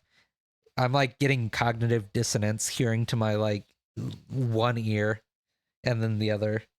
I'm not a real big fan of competition in most things. Mainly because of said like mental health issues, but also I just don't get any dopamine. Like even when I win, it's minimal at best. So it's just unnecessary like stress. However, the Call of Duties, why I have them, especially the Black Ops ones, is because of the zombies. Zombies, especially when I had like the friends to play consistently with it, was so fucking like entertaining and fun. Especially Buried. Fucking Buried in Black Ops 2. I think it's Black Ops 2. Black Ops 2 really ate. They really ate with their fucking zombie maps. Origins, Buried. There were some other ones. Transit. All of them are fucking phenomenal. But yeah, it's just so good. It's so good, but it's not fun when you're not playing with other people. And even when you're playing with other people, you've got to be playing with like the right people where it's entertaining. But yeah, outside of like that, I'm not really a big fan of playing Call of Duty anymore. I have Conquer. I have Conquer Live and Reloaded because I mixed it up with the other one. I have a distinct memory from when I was younger of watching I think it was the Game Grumps. The Game Grumps played I think it was Game Grumps. It could have been PewDiePie as well, but I'm fairly certain it was Game Grumps. They were playing the first Conquer game, which is not even on the store anymore. Apparently, it's probably because of like the old-timey like accepted jokes. I'm sure there was like sexism in it and like jokes that wouldn't go over well today for most people. But it did, at the time, it did look very entertaining. I don't remember a lot of it, but it did look very entertaining. I also have a distinct memory of a sunflower with huge bazongas. And I would not be lying if I said that that was part of the reason I was interested in playing it again. again. I haven't played it, but going through it and playing it. Also, it was very interesting to watch someone play it. So I kind of wanted to play it just for the stream, because it's very reactionary. Like, you have a very reactionary reaction to it. Cyberpunk's still good. I still haven't finished my playthrough of it. Again, that was around the time that I had my hiatus. And I kind of don't want to restart playing it. And if I do restart a playthrough, it would have to be when I have like a more of an audience. I don't want to just play it for myself again, because that's not fun for me. But yeah, I haven't even played the DLC for it yet. I still have the DLC on it, but I haven't played it. Fuck. I need to do the DLC for that and Elden Ring. Dante's Inferno is really good too. I don't know necessarily about the game. I think the game's just pretty close to the show or the movie. If you've seen the animated Dante's Inferno that this game is based off of, or the movie's based off the game, I'm not 100% sure which one came first. It's really good. It's really good. I don't know how close it sticks to the original Dante's Inferno, but it's so good to watch. I'd be interested in watching it on stream if it wasn't for the fact that there's straight up tits in it. There's straight up areola. There's straight up swinging in the wind. It's funny. I didn't intentionally mean for it to come out that way, but it's funny that I said that, because most of that is in the Circle of Lust, which is just a fucking tornado windy area. So swinging in the wind is very accurate. Oh fuck. Dark Souls, yeah, I'm doing Dark Souls already for my playthrough right now. I love the Dark Souls games. I still gotta finish 2. I just can't get through 2. 2. I don't know if it's too hard to play, or if it's just not interesting to play, or if it's a mixture. But I have a hard time playing 2. But 1 and 3, I really enjoyed playing those. I obviously, because I'm playing through it again, but I don't know what it is. Dark Souls is kind of like the Cthulhu Warhammer thing, where it's interesting in concept, but I would hate to be in that world. But it's so good, and like, for some reason, I'm both the worst at Dark Souls and the greatest. If I play it consistently, like I really get into it, I can get really good at it to the point where I can do PvP, and I can usually never like compete competitively PvP in games, except for like first person shooters. But I got really good at like Dark Souls 3 at one point. But yeah, those are really good. Dirt 3 was really fun, especially like when I had people playing with it. There was a game mode. The reason I still have it is because there's a game mode where you're a car, and it's like tag you're it, but it's like zombies. So you have to drive around, and if you get fucking crashed into, you become a zombie car. So it's very fun. It's very fun when you're playing with people. Dragon's Dogma, I still need to play Dragon's Dogma 2, but from my understanding, it isn't worth paying the full price for it. So I'm waiting until like the price goes down for it, especially since it's apparently got a lot of pay to win microtransaction shit with it. But Dragon's Dogma, in terms of like gameplay, is so fucking good and revolutionary The first one that I'm on right now, the one that I do have, it must have come out like early 2000s, somewhere around there. I'm not 100% sure. It came out a long time ago though. And like I've never seen a game where it had at the time where you could just run up to like it was open world and you could be attacked by like a like a cyclops or a griffin and then run up to it and jump on it and fucking fight it while on it. Like the griffin, if you manage to like latch onto the griffin, it will fly into the air and fly around while you're fighting it. So you have to be careful about like getting stuck in the air and then killing it and then crashing to your death. I saw a clip of Dragon's Dogma 2. Apparently they really went into it because I saw a dude fight on a griffin, fucking jump off the griffin, fall, and then the AI companions, because apparently the pawns, which is what the NPC companions are called in the game, in Dragon's Dogma 2 are based on AI.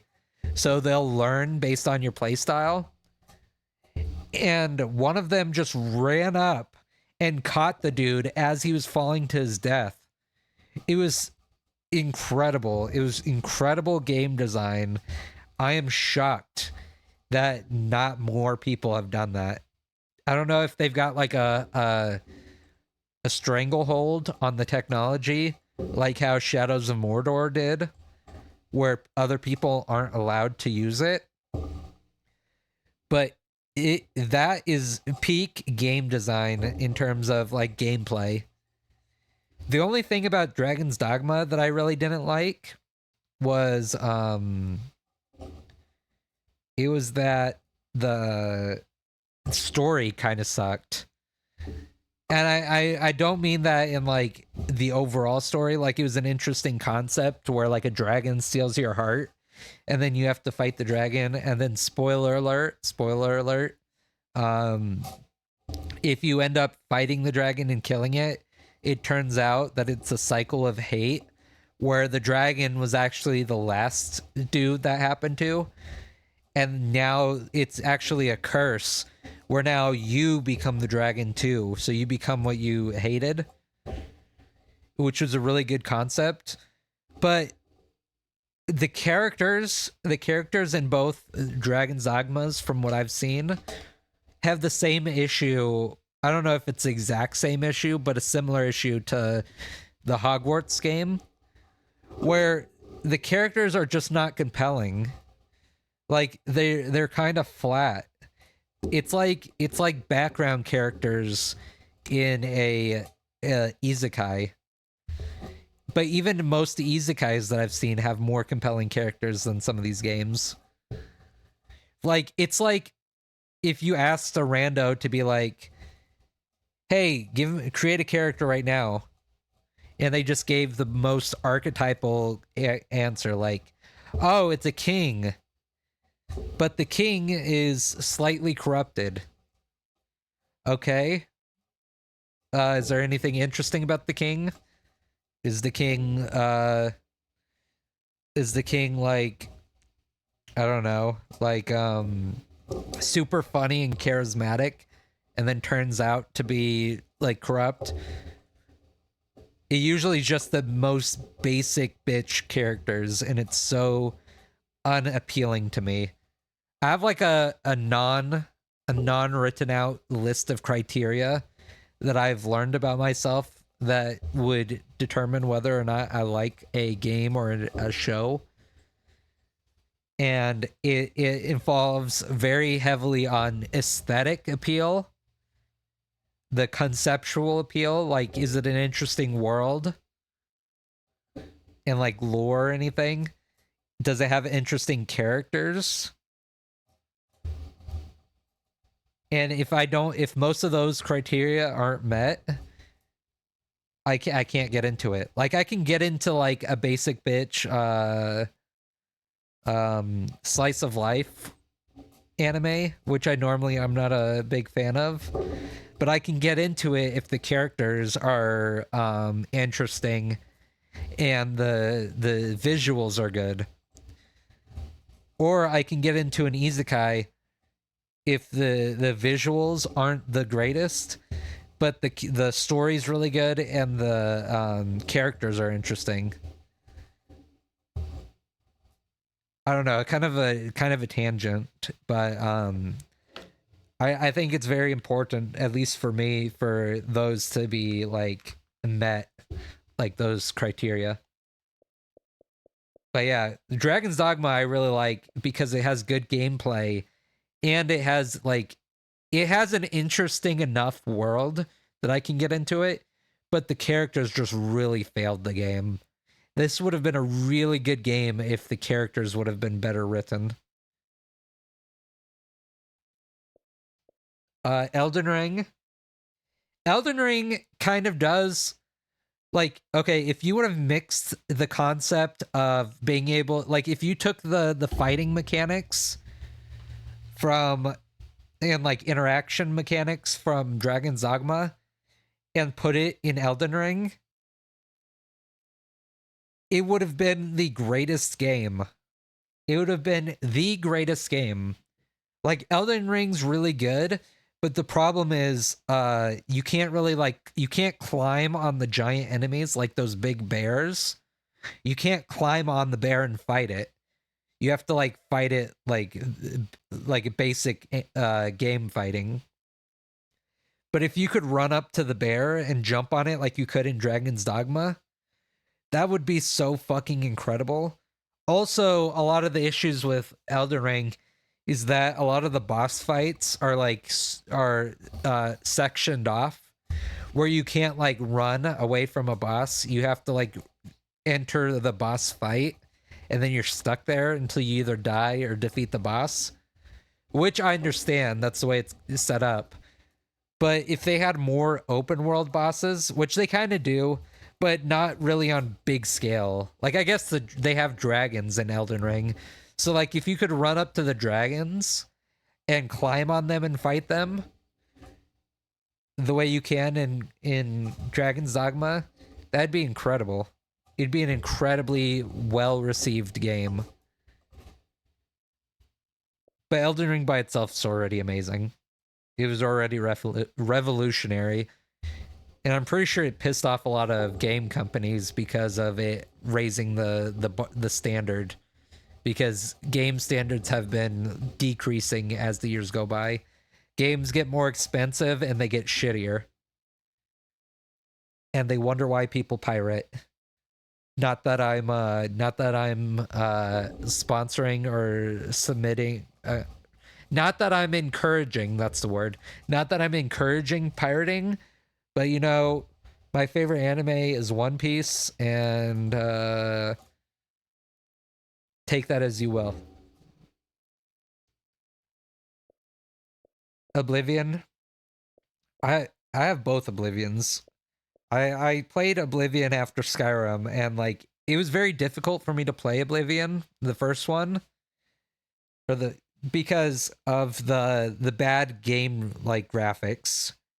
Like this Oblivion, if I hadn't played Oblivion before and I played this Oblivion, I would have been all fucking about it. I got through Oblivion. Oblivion was really good. It's a really good game, but it wasn't as good as it would have been if I had played this one the first time.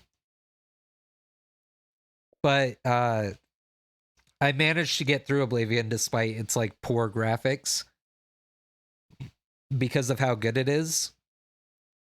But I can't play Morrowind. I love the Elder Scrolls. I'm a big Elder Scrolls nerd. But I can't fucking play Morrowind. I tried to do it on a stream once.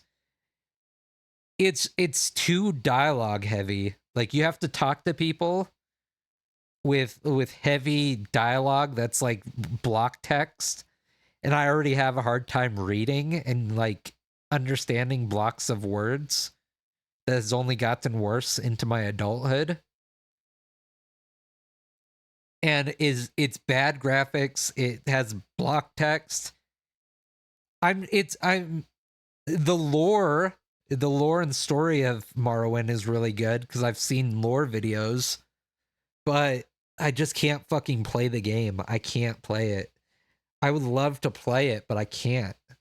I can't get through it. If they gave Morrowind the Oblivion treatment where they make the graphics a lot better and they like fix the dialogue system, like they make the dialogues, they update the dialogue system to how they have for like Oblivion or Skyrim, I would love to go back and play it. It would make so much goddamn money, I'm telling you, if they remastered Morrowind. Hell, if they remastered any of the old Elder Scroll games, it would make so much goddamn money. That's why Oblivion was a really good idea and why it had such a good, like, it received such good praise from it. Oh, God, it's so good. I love Elder Scrolls. I really wanted to get into Elder Scrolls Online, but the problem with Elder Scrolls Online is that, I don't know. I have, like, moments, like, I've gone back to it a couple times, but it's off-putting. So what I like to say is, so Elder Scrolls Online and Fallout 76 both tried to do the same thing, but they did it in drastically different ways. And if they had done Elder Scrolls Online the way they did Fallout 76, it would be so much more enjoyable. What they kind of did was they set it up like World of Warcraft a little bit. And I'm sure, obviously, people enjoy it. I'm not saying they're wrong the way they set it up. But as an Elder Scrolls fan, it's so different than the other Elder Scrolls games that I just can't get into it. Probably for the same reason I can't really get into World of Warcraft. But Fallout 76 really exceeded my expectations. They did a multiplayer Fallout game, and that's exactly what it is.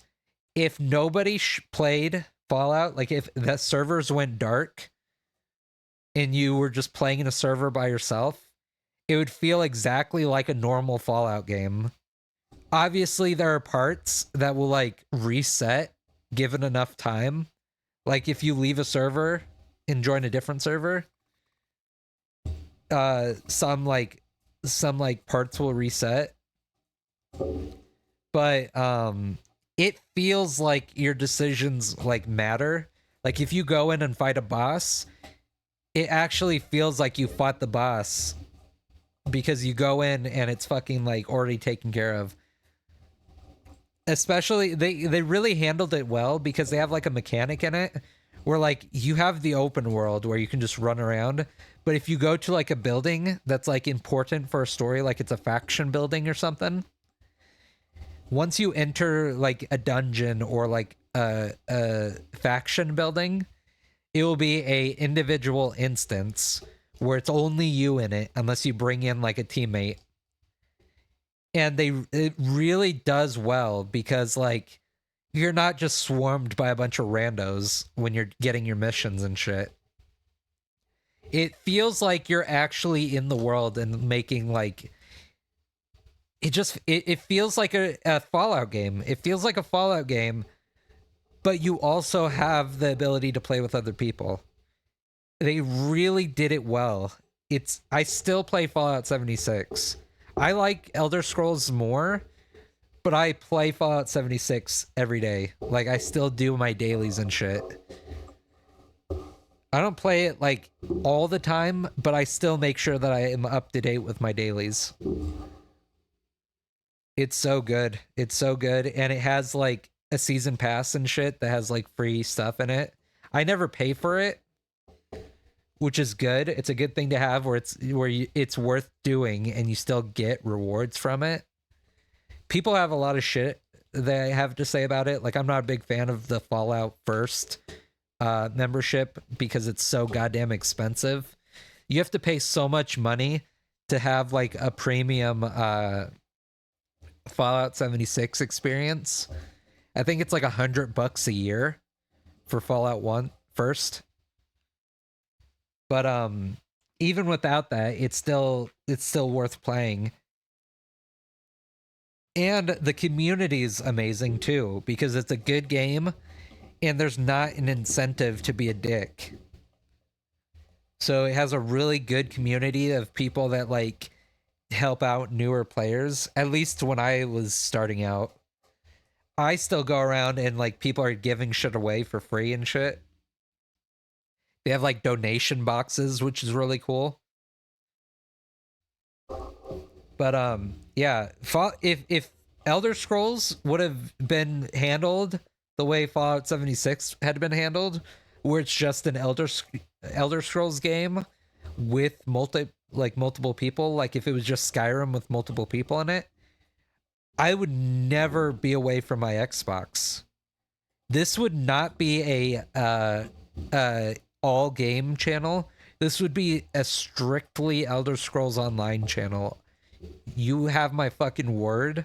If they release a Elder Scrolls game that's set up like Fallout 76 and done right, I will never leave my computer. I will balloon up like MODOK from fucking Marvel. I'll get like a mechanical chair and float around only playing that game. Oh my god. Oh my god, oh my god, my life would fall apart. You know what? Maybe they shouldn't do that because like I have a healthy like game to life balance at the moment. Especially since games are kind of shit and I don't really have very much interest in playing a lot of them. But oh my god, if they came out with a game like that, not today. Not today, paramilitary. You are banned. I do not want your best viewers. Take them to the ball grinder. I always get one bot that pops in asking about or talking about best viewers. It's fine though. It gives me something to interact with in chat at the very least. But yeah, that would be diabolical. That if you wanted a kryptonite, if the Norse gods really wanted to prevent Ragnarok and like prevent the end of the world and the end of them, they would just create a Fallout 76 Elder Scrolls game.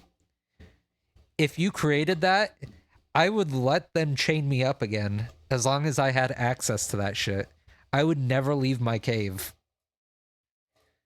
I'd be stuck there perpetually. I would crystallize like the mold. I would fucking petrify in a stance of me fucking playing that game. Diabolical. It'd be diabolical the amount of time I would be playing it. I also can't guarantee that I wouldn't blow vast amounts of money for it. Like Fallout 76, I don't care to pay money for it.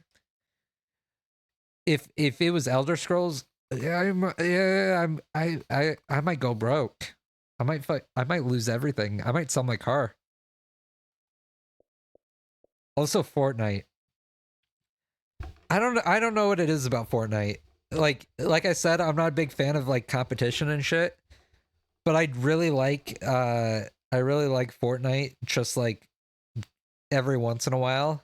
And I also do it because I mainly still have it because my brothers play it and I play the game with my brothers. But the I started Fortnite when it first came out. Like I was very first season pass. I had that shit, and I'd play it with like my high school buddies. But I've played it on and off. I have a lot of, from my understanding, I've got a lot of rare Fortnite shit because of how long I've been playing it. My brother asked me if he could buy my Fortnite account because he wants some of the shit in it, and he no lifes Fortnite. Like that's the only thing he ever does is Fortnite. And I told him, I was like, no, I'm good. This is my account. But yeah, that's why I still have Fortnite. Fortnite's fun to play when I do have the itch to play competitive, but I don't really get that itch very often. Most of it, I just like doing the season pass. It gives me something to do. It gives me purpose. Grand Theft Auto is really fun, but I've never finished a Grand Theft Auto. I've never finished a Grand Theft Auto playthrough. Like, I've never been interested in playing the main game of Grand Theft Auto. The only interest I've ever had playing Grand Theft Auto was going around the map in like the multiplayer setting and just messing around with other players, like with other people, like playing with friends. I haven't touched that game in fucking like a year because I don't have anyone to play it with. I have it on computer because I was gonna do I was gonna play on a modded RP server, but it just, it's a little laggy. The role playing servers are a little laggy, and also it's probably just my internet. My internet doesn't connect to them very well. But also, I can't play with keyboard. I can't do it. I've tried. People give me shit about it all the time. I didn't grow up playing games on keyboard outside of like Pop Tropica or Adventure Quest. If anyone knows what those games are, maybe I'm a dinosaur. But all those involved like a mouse. They weren't computer keys. I never got into it and can't do it. I'm bad at typing. I can't fucking play. I'm a peck typer. I extend my pointing finger and I peck the fucking letters when I type. If that gives you any indication of how I type. I'm a very slow peck typer. Like a early bird trying to get the worm. But yeah, I that's why I can't play on computer. Oh shit, there goes my headset. But yeah. I would love to do like a roleplay server, but one, I would need consistently people to play and like not randos. Like I know there's other people in a lot of roleplay servers, but it's hard for me to play with people that are not my friend group, I should say. Like I'm open to playing with new people, but I'm also very introverted, so I have a hard time I'm very bad at small talk. Like even talking like this is very difficult for me. Or it was, at least, before I started just rambling. When I'm not rambling, it's difficult for me to talk. But yeah. So it's hard to play those roleplay servers. And the people I do know that are in them don't play them all the time when I play them. And they're not always like around me, so I can't really get into it. Though I did make a really funny character for the last one I was in. I can't remember what his fucking name was, but I have he wears a like pimp coat, like a heavy winter brown coat with fur on the inside, and he wears a seal mask, like a fucking seal, a rubber seal mask. I I can't remember what his name is. It was like Iceberg something. It's like Iceberg Jones or something like that. And he would talk in the third person, and it was really funny to roleplay as him. But my game kept crashing. My game kept crashing when I did play it, and it was too much. It was too much difficulty to play. Like between trying to keep the game running to the controls not being controller friendly. It was too difficult. It was too difficult to play, but it was a really fun character that I created. God, it's really fun. It's really fun role playing. Really fun role playing. I would love to get into actual, like, a really like consistent role playing game like that. Too bad all of that shit's on the computer. Too bad all those the RP servers are on the computer. Hopefully with the new console, if I'm still streaming when the new Xbox console comes out with Steam, hopefully I'm able to do like there's modding compatibility and like RP servers and shit for that. That'd be great. It'd be fantastic. Also, when we found out that Xbox was partnering with Steam and that PlayStation is on its last legs now, I felt so much Xbox pride. I've been shit on so many years as an Xbox stan. Like I've consistently played Xbox since the 360. And I've gotten so much shit for it between PlayStation and PC. And I've never felt more pride in being an Xbox player.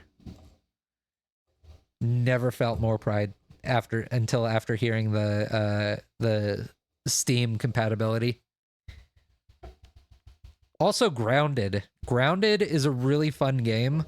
I haven't finished it. I got pretty far into it. Again, I kind of lost it. Oh, fuck. I'm losing my voice. Oh, I'm not used to talking so much. But, the Grounded was really fun because, I don't know, it's just really fun gameplay. I know it's a kid's game. Like there's not a lot of mental stimulation that happens from it. But it's just genuinely fun to play. It's genuinely fun to play. It's kind of got like the Minecraft feel of it, where you can build shit. It's very aesthetically pleasing as well. But I would enjoy it more if I could get someone to collab with me for it. I don't know who to collab with. That's the problem. I'm not big enough in terms of playing, like in terms of streaming, where I feel comfortable enough to like talk to my mutuals into like collabing with me. Like I don't even have a consistent audience that I'm aware of. Maybe there's like a few of you that are here that are just silently watch me, but I don't have a consistent audience. Most of which is my fault because I don't put too much effort into my YouTube content, and I don't have a lot of shorts because of a mixture between the need for perfection and lack of content, I should say. At the moment, I'm still like practicing and still trying to get better at streaming. So I don't have a lot of content out. So that's pretty much why I don't have a lot of discoverability. Also, I have ADHD and fucking anytime I try to accomplish anything, it's very difficult for me to like start and to consistently do it. But yeah. Oh, fuck. But yeah, I would love to one day get some other people. Oh, fuck. I'm going to lose my voice. By the end of stream, I'm not going to have a voice. I don't think I've talked consistently as much as I have going through these games. Like I talked during the like Rose playthrough and shit, like the games like that, but I usually have breaks between speaking. But yeah, I've just been talking nonstop for like probably an hour, and my voice is like going out. That's odd. That's very odd. You know what? Maybe I should just do more of this. Maybe this is why it's really good practice for me. Maybe for like my like Wednesday or Friday streams, or one of them, I'll like not play Dark Souls one of those days, and I'll just like go through shit that interests me that I can talk about. It's difficult for me to think about shit like that. Like right now, I accidentally discovered that we could just go through and talk about the games and my opinions of them. But I don't really have a lot of like strong opinions or a lot of like talkable opinions about a lot of things. I'm very go with the wind, like kind of like ride the tide. And the things that I do have opinions on, I don't want to talk about on stream because I don't like getting I don't like getting like political or I don't really care for politics, to be honest, but I don't like talking about like serious issues on stream. And also I don't like I don't know. I don't like being vulnerable in talking about like opinions that I really care about. Like right now, the games I can talk about, and if people shit on me for my opinions about the games, it's whatever. But I don't really like talking about like legitimate things that upset me in terms of like opinions, unless I'm talking with someone that I trust is there to like listen and understand. They don't have to agree, but I don't like arguing with people that are trying to win an argument. I used to have a friend in high school that would he drove me fucking crazy. He was so fucking annoying. Like he was my best friend growing up, but he was so fucking annoying when it came to arguing because he's very charismatic and he's very good at talking, but he the shit that he says isn't always correct. He wasn't necessarily the smartest, which is it's fine. I'm not calling him stupid, but he has a lot of confidence, and he doesn't like admitting when he's wrong, as a lot of people do. And when you mix confidence with an inability to accept that you might be wrong, or being open to disagreeing with other people, it's very annoying. And he would be embolstered by his ability to speak because he thought if you won an argument, it means that you're right.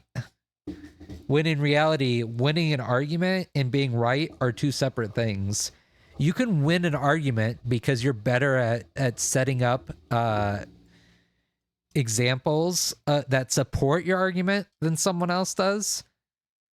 But most of the arguments we would have would be between us, and I have a lisp and I have a hard time like formulating my thoughts because I think too fast for my words to like accurately portray what I'm thinking. And so I would be objectively right. Like if you took a step back, a third party came in and looked at it, I would be objectively right. Not always. I'm wrong sometimes. I'm not perfect. But I would be objectively right. And because I couldn't formulate or I couldn't articulate what I was trying to say as well as he could, he would use that to devalue my whole argument.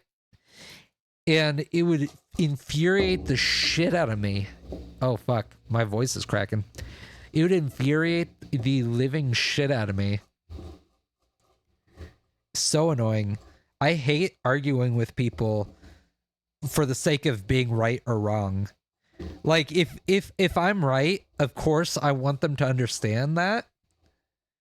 but I'm also open to being wrong. I listen to what they say and I respond to what they say, but I'm not listening to what they say so that I can get into like what, like, I don't assume they're wrong immediately. If I think they're wrong, I'll comment about it, but I don't assume they're wrong. A lot of people will will have a pre-established idea of like how they think, and they just want to like verbalize their they basically want to confirm what they believe, and if you don't confirm what they believe, then you're villainized by them. Whether you're right or wrong, if you don't agree with what most people believe, you'll be villainized by it. And so I hate arguing with people when they're not even open to being like, not even open to change.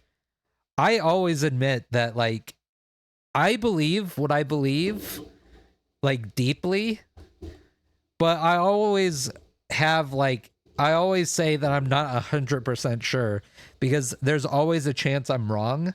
And if someone ever says something to me that makes me think, maybe there is something more to that, or there is something that I need to confirm. I have to make sure that my belief is actually right. Like, if you just argue just to say your piece without accepting that you might be wrong, it just is not a fun time. It just creates hostility and anger in both parties. So yeah, that's why I don't like, that's why I don't want to get into like deep topics and shit, especially on my channel. Like in my personal life, I still don't like doing it in my personal life, but especially for my channel, because I can be like, that's the difference. I can be friends with people that I don't agree with. Someone can have the polar opposite opinion on something than me, even about really important issues.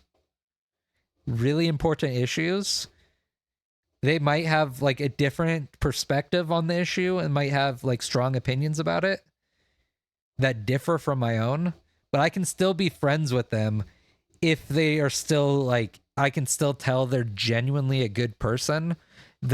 But they're either misguided or they just have different values than I do, if that makes sense. And not a lot of people can do that, especially now in today's day and age. A lot of people, if you don't agree with them, they'll villainize you for it, and assume that you're the worst person. And they don't try to understand why you have that opinion or what experience you went through to have that opinion. And I think that's it's really sad that people don't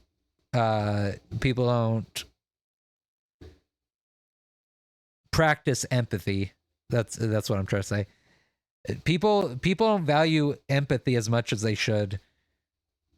Understanding others is more important than being right in an argument. I guess this is the main takeaway from the huge tangent that we just went on. I don't even remember what the fuck we were talking about. I think we were talking about Grounded. I think we were talking about Grounded at one point, and somehow we ended up talking about the lack of empathy in today's society. That's odd. That's a weird fucking... I don't even remember how we got to that. Damn, I'm a fucking rambler. I'm a yapper. I fucking just yap, and then my bad memory, I can't even remember how we got to places. I'm like the Zorro. I'm like the Zorro of conversations. Of memory. I'll fucking just end up in some random place verbally and not remember how I got there. I'll just get lost verbally. But anyways, yeah. Moral of the story, Grounded's a good game. I really want to collab with people with it. Hopefully one day. If I'm still streaming, years from now, because I always hear the story of all these big name VTubers and shit. It took them like 3 to 5 years to really like start blowing up, to really get like a following. And I don't know. I'm just kind of just here. I'm just using it as a practice for speaking, practicing my speaking and trying to improve my my entertainment skills. But yeah. Side note, I don't know if I've said it before, or if anyone even heard me say it, or if anyone's hearing me say it now, but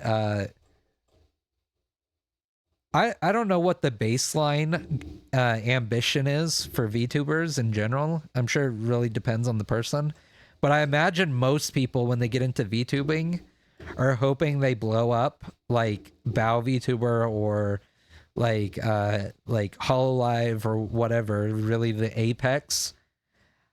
My main ambition as a VTuber is I want to get to the level of, okay, there's two parts of me being a VTuber that are really are my goals.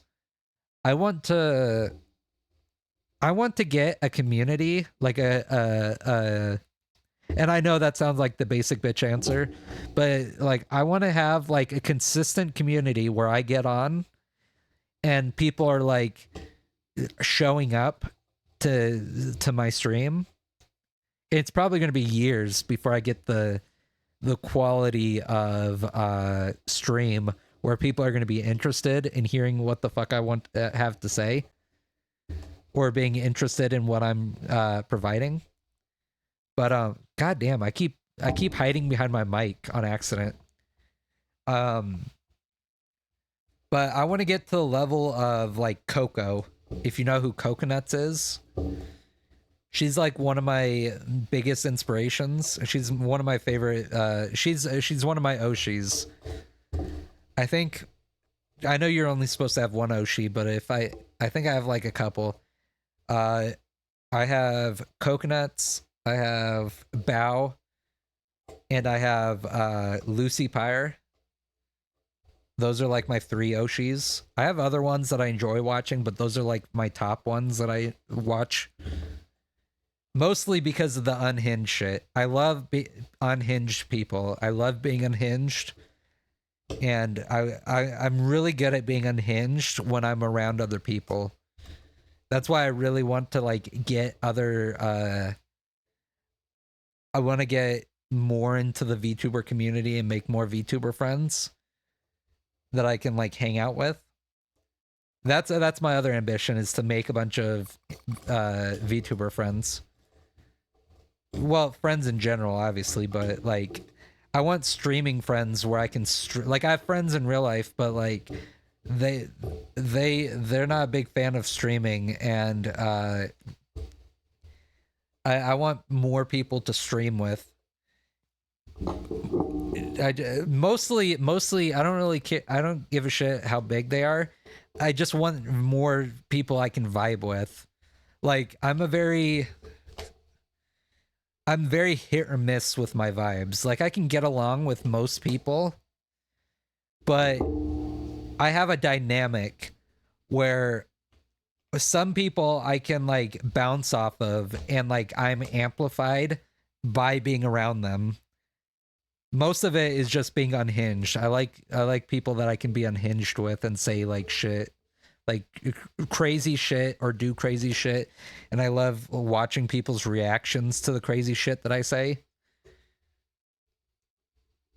But yeah, that's one of my goals, is to make some like streamer friends that I can stream with consistently, kind of like how Vichiban and I don't know about V Shoujo. V Shoujo's going through a rough patch at the moment, it would seem. I don't know, because I am not like in the in this. I'm not in the know. I'm not in the know, but from what I've seen, it looks like they're going through a rough patch. But like how they come across, or how they did come across, I kind of want like a group like that where I can just like consistently hop on and just hang out with people on and off my own stream. But that's one goal. I want to be able to do that cuz like obviously I would love to make this like a full-time thing. It would really solve a lot of issues that I have both mentally and financially. But and I don't think it would take that much. I wouldn't have to be that big because I don't have a very expensive lifestyle to make it a full-time thing. But I really I enjoy the idea of being a VTuber. Outside like the technical shit, like setting up streams and like doing all the audio and the video editing and shit, like obviously that's part of it. But outside of that, everything else about being a VTuber and a streamer and entertainer is amazing to me. That's like my ideal, is just being like a goofy, unhinged wolf dude on the internet. And just being able to like chat with people. And then but the level that I would want to get to is if I could get to Coconut's level, where like I'm not saying like she's small by any means. Obviously not. She's got a huge following. But like she's definitely not on the level of like Iron Mouse, for example. She's not on the level of like Bao. She's got a more intimate like community where she can go on, she can just fucking like start streaming at a random time one day and like just do whatever, just talk shit, like do what I'm doing right now. She can just talk about whatever, doesn't really have to have a plan, can just go in, has a lot of inside jokes, like my wolves, my TTS wolves. I got the idea from like her TTS. They're not anywhere close to the stuff she's working with, but like having chat be able to talk through the wolves and shit is really interesting to me. Yeah, if I can attain even a sliver of what Coconuts has in terms of like her setup as a VTuber, I would consider myself a success. But yeah. That's my ambition. That's my goal. I don't really have a lot, I know it's taboo to say. I know it's taboo to say. People don't like hearing guys say it, but I know it's a big ick for a lot of people. But I don't have a lot of ambition. I think my lack of ambition comes from a mixture of years of like growing up with depression and like hopelessness and shit like that. I'm not trying to get like serious and shit. I'm just trying to be real. Just like self-diagnosing myself right now. It's probably that. That's probably a big part of it, is like lack of hope is probably a big reason why I don't have a big ambition. But also there's not like, I'm very disillusioned to the world as well. Like, the world is not sunshine and rainbows to me. So the most ambitious thing that like I can achieve during this lifetime is probably what I'm doing like right now, is trying to do this. If I wasn't doing this, it'd probably be I'd just be getting, I would attempt to try to make the bare minimum of money I needed where I could just exist like within my own domicile, within my cave, where I wouldn't have to interact with the outside world as much. If I'm being vulnerable and honest, that's probably a big part of it. But yeah, I don't really have, I'm kind of detached. Whether it's because of the trauma or because of the depression or because of like growing as a person, because at this point it's probably a mixture between that and also being detached. Oh shit. What's the word? It's kind of like the idea that you see in Avatar. They talk about it in Avatar a lot, but like it being separated from like the physical world. I'm very unattached to the mortal coil. I'm not really materialistic. Like I have things that like I enjoy, like I enjoy my computer, I enjoy like my games and things like that. But like if I lost everything, I'd be bummed about it, obviously, but like it there there are more important things to me than like oh fuck, the possessions. So like a big example would be if a portal opened up right now and like a deity spoke and said, "Hey, Ben, you are going to you have the chance to go to this world and be reborn in this isekai world. Um, but you have to leave everything else. You can't bring anything with you." I would not struggle in the slightest. I'd be like, you know what? Say less, and I'd fucking go through without a moment's hesitation. Without a fucking moment's hesitation. What was I talking about again? I don't. You see, I get lost in trains of thought. It just goes from one thing to another. I don't even remember what we were talking about to begin with. Oh yeah, I was talking about my ambitions and shit. Yeah.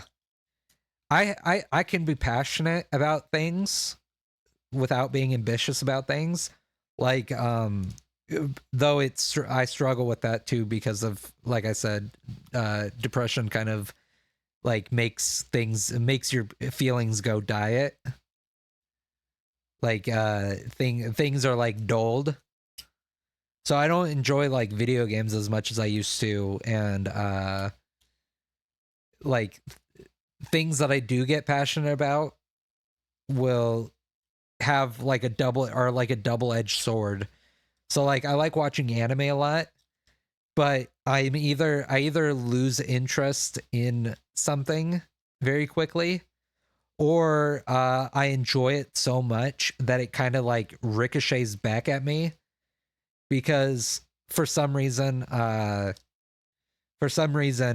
if I feel too much positive emotion, it will like it will what's the right word? If I feel okay, so here's an example. If I watch a feel good movie, like a movie you watch and you're like, "Oh my god, this is such a feel good movie. I wish I wish that would happen to me," type of thing. Like it's something that hits you in the feels where you're like genuinely happy after watching it. Like that makes you like restored hope in the world. Anytime I watch something like that, very quickly after I'll like dip, like I'll like like it will like go slingshot from like a high to a low, so like normal than usual.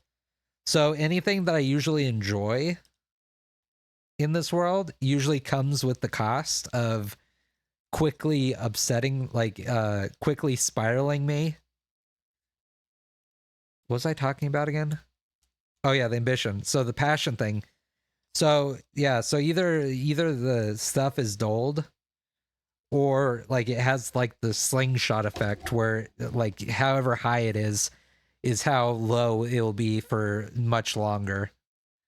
Which is kind of the trade-off, and that's why I have to take like mental health days a lot because of like compensating and living with that. Not trying to make this again, I'm not trying to make this like a sad stream today. It's just we arrived at this point in our just naturally in the discussion, and I can talk about it without like being emotionally affected by it. I don't know if that's whether I'm emotionally mature or whether that's compartmentalizing. Maybe it's both, but I can talk about this without being upset by it, but that's like the reality of my situation. But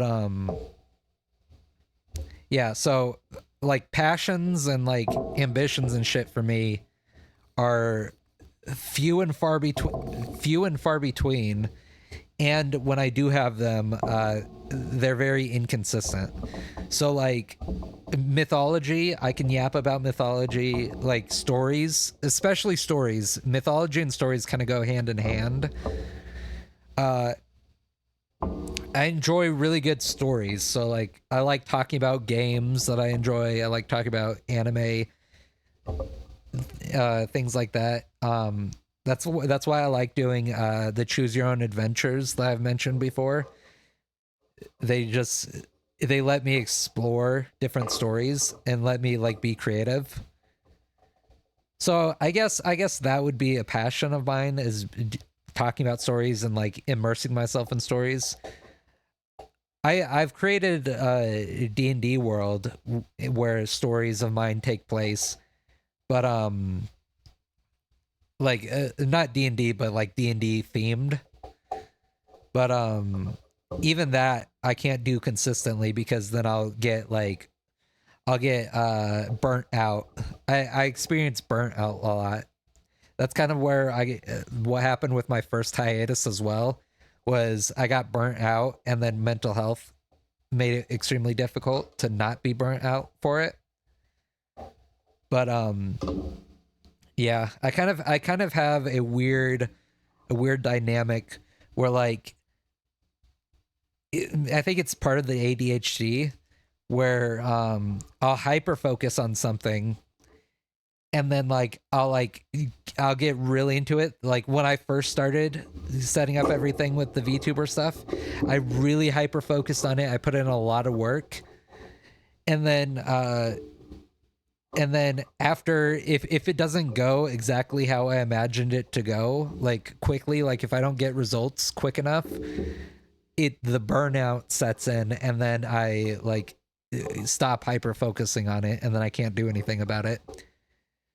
I've been able to manage with the streaming because of only doing it a couple days, and uh taking, well, one is because I've had a lot of like unforeseen breaks because I had to deal with like the medical stuff and just things that pop up, but also taking the mental health days help too, where I can just come in here and like yap and discuss and play games, even though there's probably no one listening.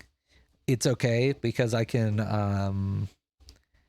just do it and just pretend, and it doesn't bother me as bad as it did initially, as long as I prioritize my mental health. So as long as if it's a really bad day, like it was, what was it? Was it yesterday? Yeah, Friday. Yeah, I had to take Friday off because, like I said, um, when something good happens, it slingshots and then puts me in a really bad mood. And like when I'm in a bad mood, I spiral.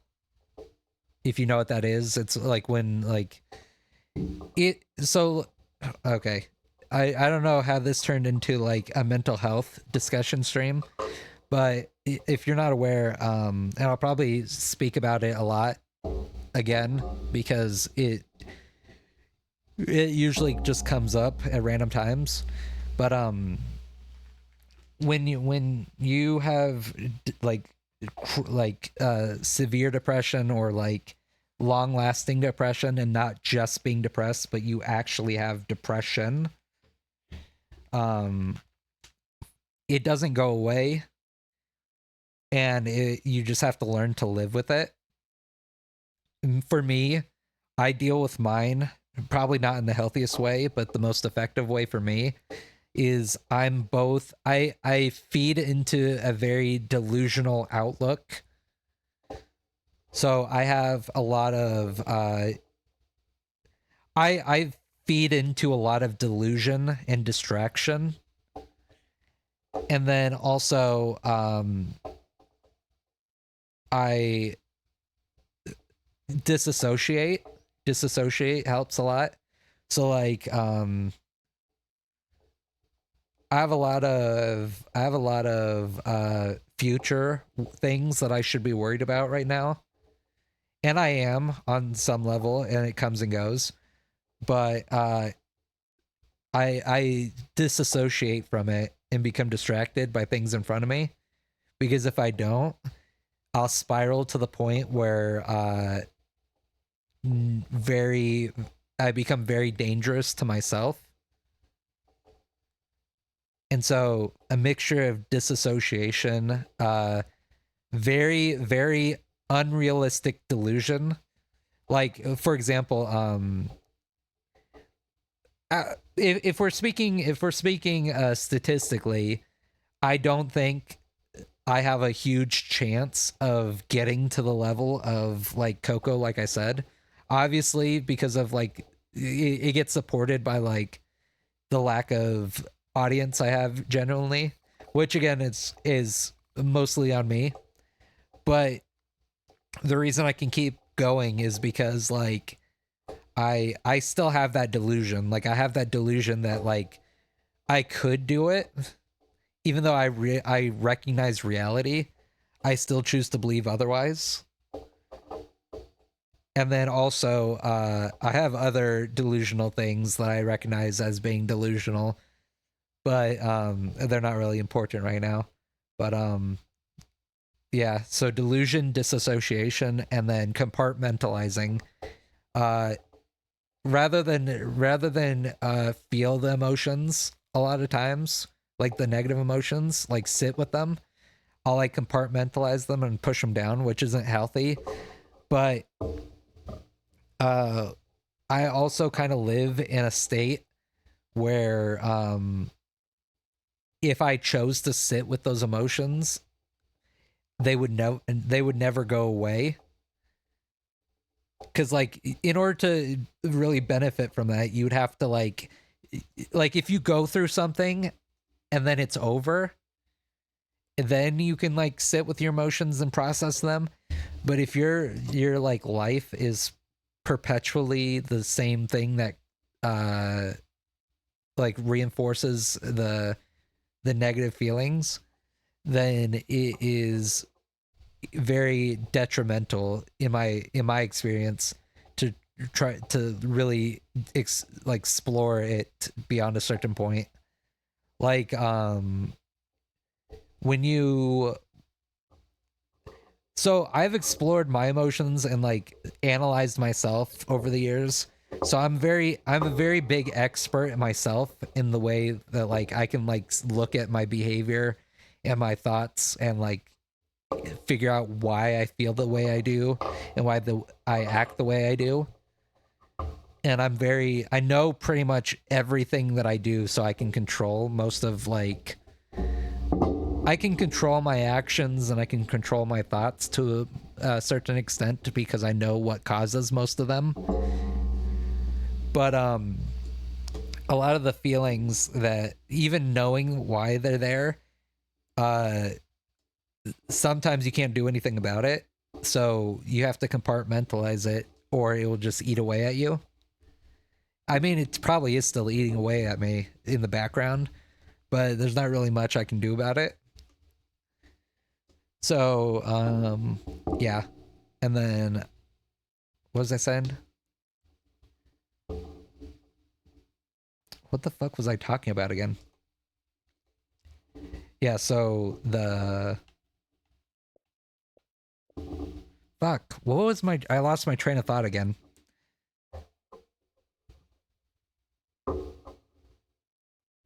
Oh yeah, I was talking about the passion and ambition, right? Yeah, so I don't remember how we got onto. Oh yeah, I was explaining what I meant because I said something relating to the depression, so I was explaining that for people that don't understand it. But yeah. So all of this arose because I was talking about Grounded and talking about collabs and ambition. But yeah, I don't know. I want to get to like Coco's level. I don't really care about like honestly, if I'm talking about like the like type of thing I want to be able to do, I want to be able to like I want to get big enough where I can talk to bigger people without it being weird, if that makes sense. Like when you're on the bottom, like where I am and some other people are, you can't really conversate with some people that you might want to conversate with.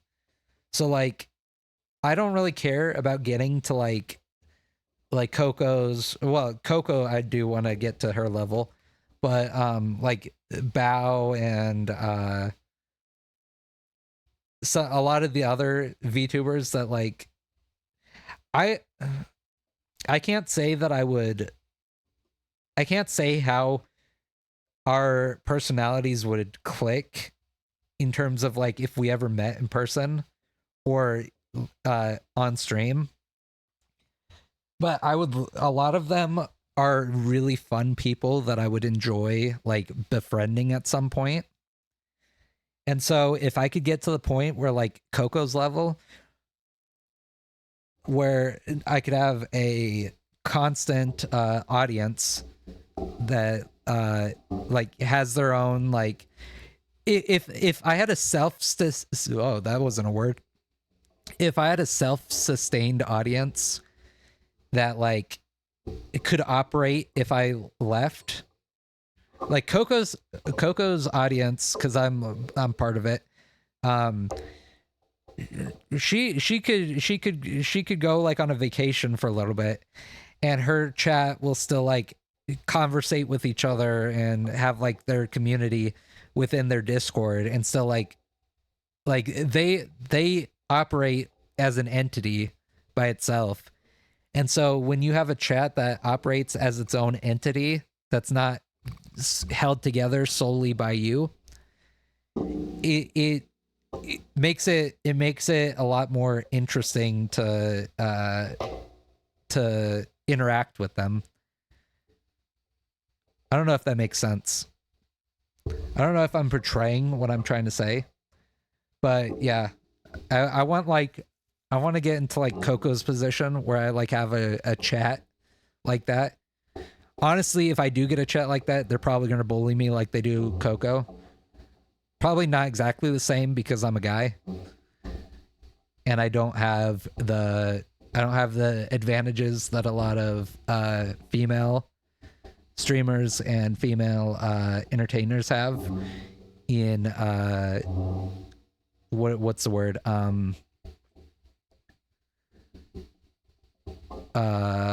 Retention, I should say. Audience retention. But if I could get that type of retention and get like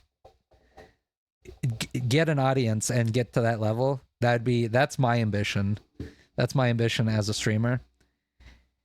And I want to get to that level too, not only for like being able to like make it a full-time job and stuff, but also I just want to be able to like I want to meet those people. Like, so the best way I could describe it is Numi, Akume, I can't fucking pronounce her full name, Akume Nimone, I think that's how it's pronounced.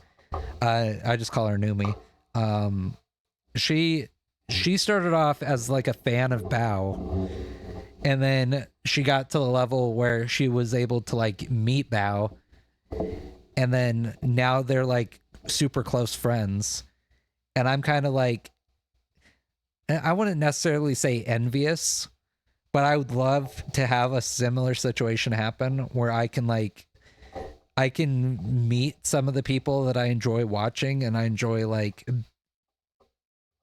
and what's the right word?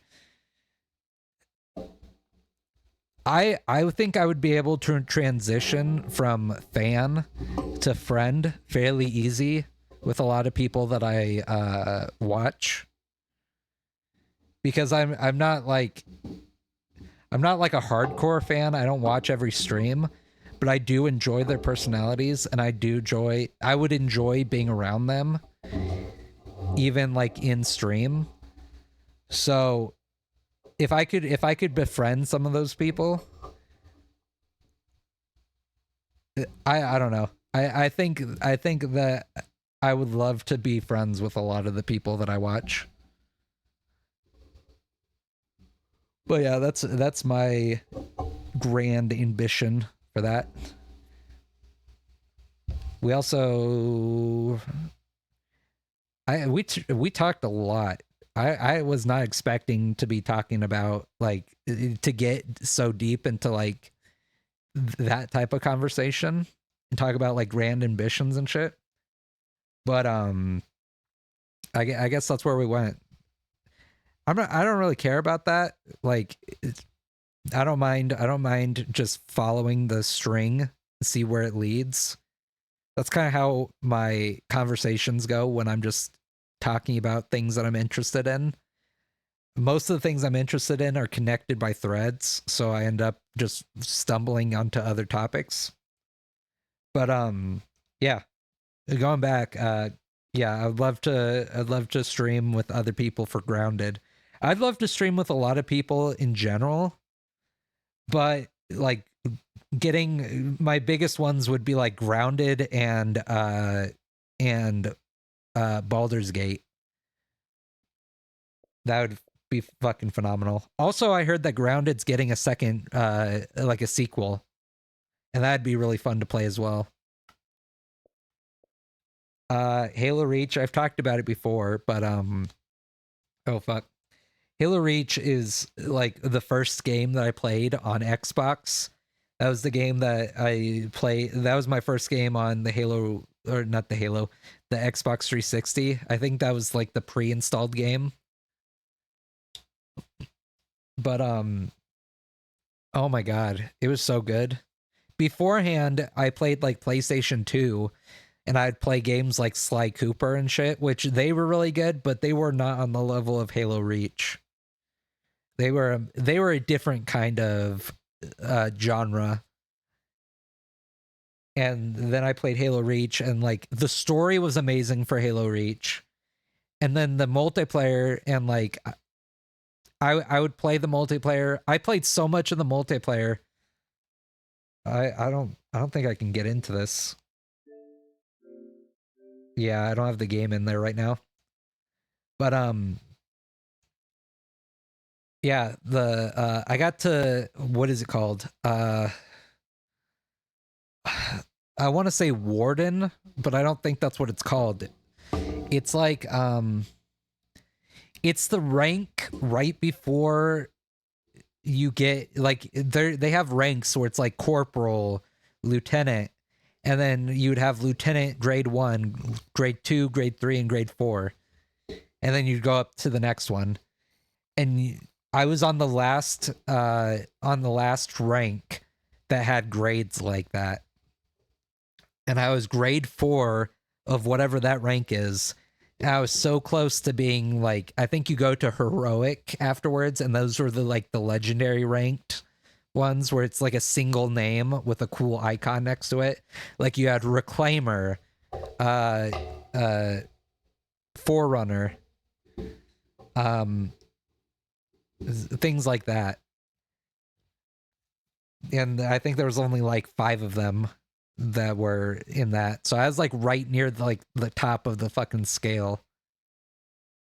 It was so cool. It was so fucking cool. And I had like people that I'd play with. I was part of a clan called, I think it was called Chaos with a K. It was like I don't remember. I didn't really pay a lot of attention. I was like in grade school or something like that, like middle school. So I didn't pay a lot of attention to that, but all I knew is that I got a lot of benefits from being in the clan. I would get that'd be a wild state. Okay, first of all, that'd be a wild statement if you just joined in and heard me say that. The Halo clan, um, there was a bunch of maps because you could make maps. That was one of the coolest things to collect is you could collect other people's maps by joining them. And so I have one map that should still be on there that's like there's a racing map. And these were all made from scratch. So like they would put like platforms and you had to build it like piece by piece. I had like a cool racing map. I had a elevator. Like it was a business building someone made that had like an office, like a couple offices and a functional elevator that lets you like go all the way up the building. It was really cool, especially for the time. And oh my god, it was so fun. I already talked about Hogwarts and my thoughts on it. I still love the game. I really liked the ending. Oh, well, okay, let me rephrase that. I really liked the concept of the ancient magic, and I liked the premise that they made at the end. Spoiler alert. Um at the end you get like presented with the choice to absorb this like so basically in the story this group of like all powerful wizards with ancient magic were like the guardians of it, and then like some crazy or some rando chick showed up. I don't remember what significance she had, but she was like almost the chosen one type of scenario. And she comes in and she's like, "Oh, it's my responsibility to make the changes because I have the power. If you have power, you're responsible to make the change." I'm already going to say I don't really agree with that. I think that's a very egotistical way to look at it. And that's assuming that just because you have the power to change something doesn't necessarily mean that you have the knowledge and judgment to make changes that make those changes. So any change you make is purely selfish. Even if you think you're doing it for the right reasons, unless you're an omnipotent being, you're only doing it to satisfy your own conscience.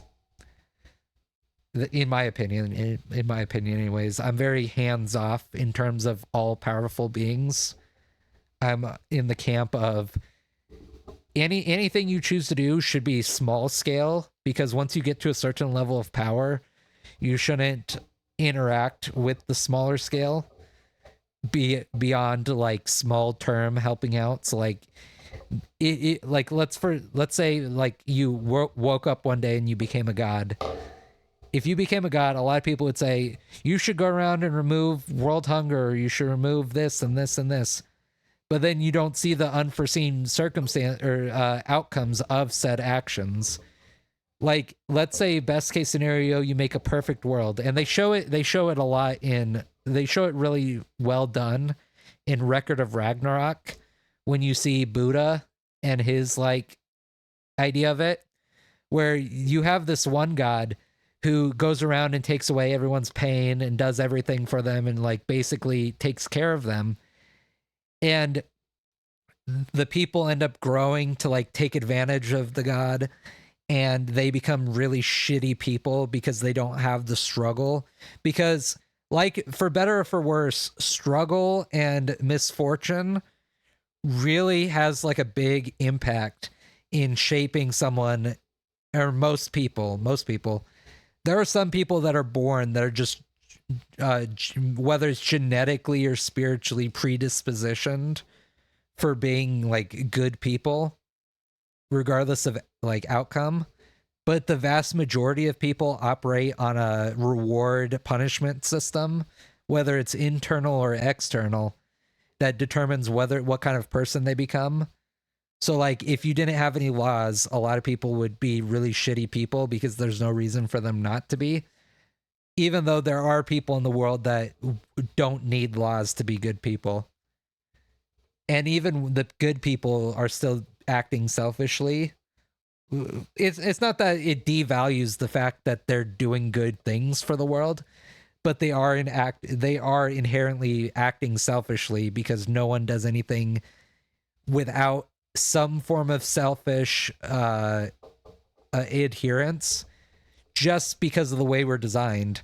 Like, if you do something for the good of others, it's usually because either it makes you feel good about doing good things for others, or it's because of the guilt you would feel for not doing those good things.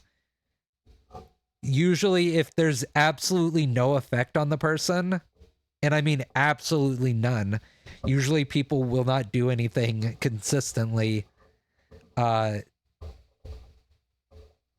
in spite of that.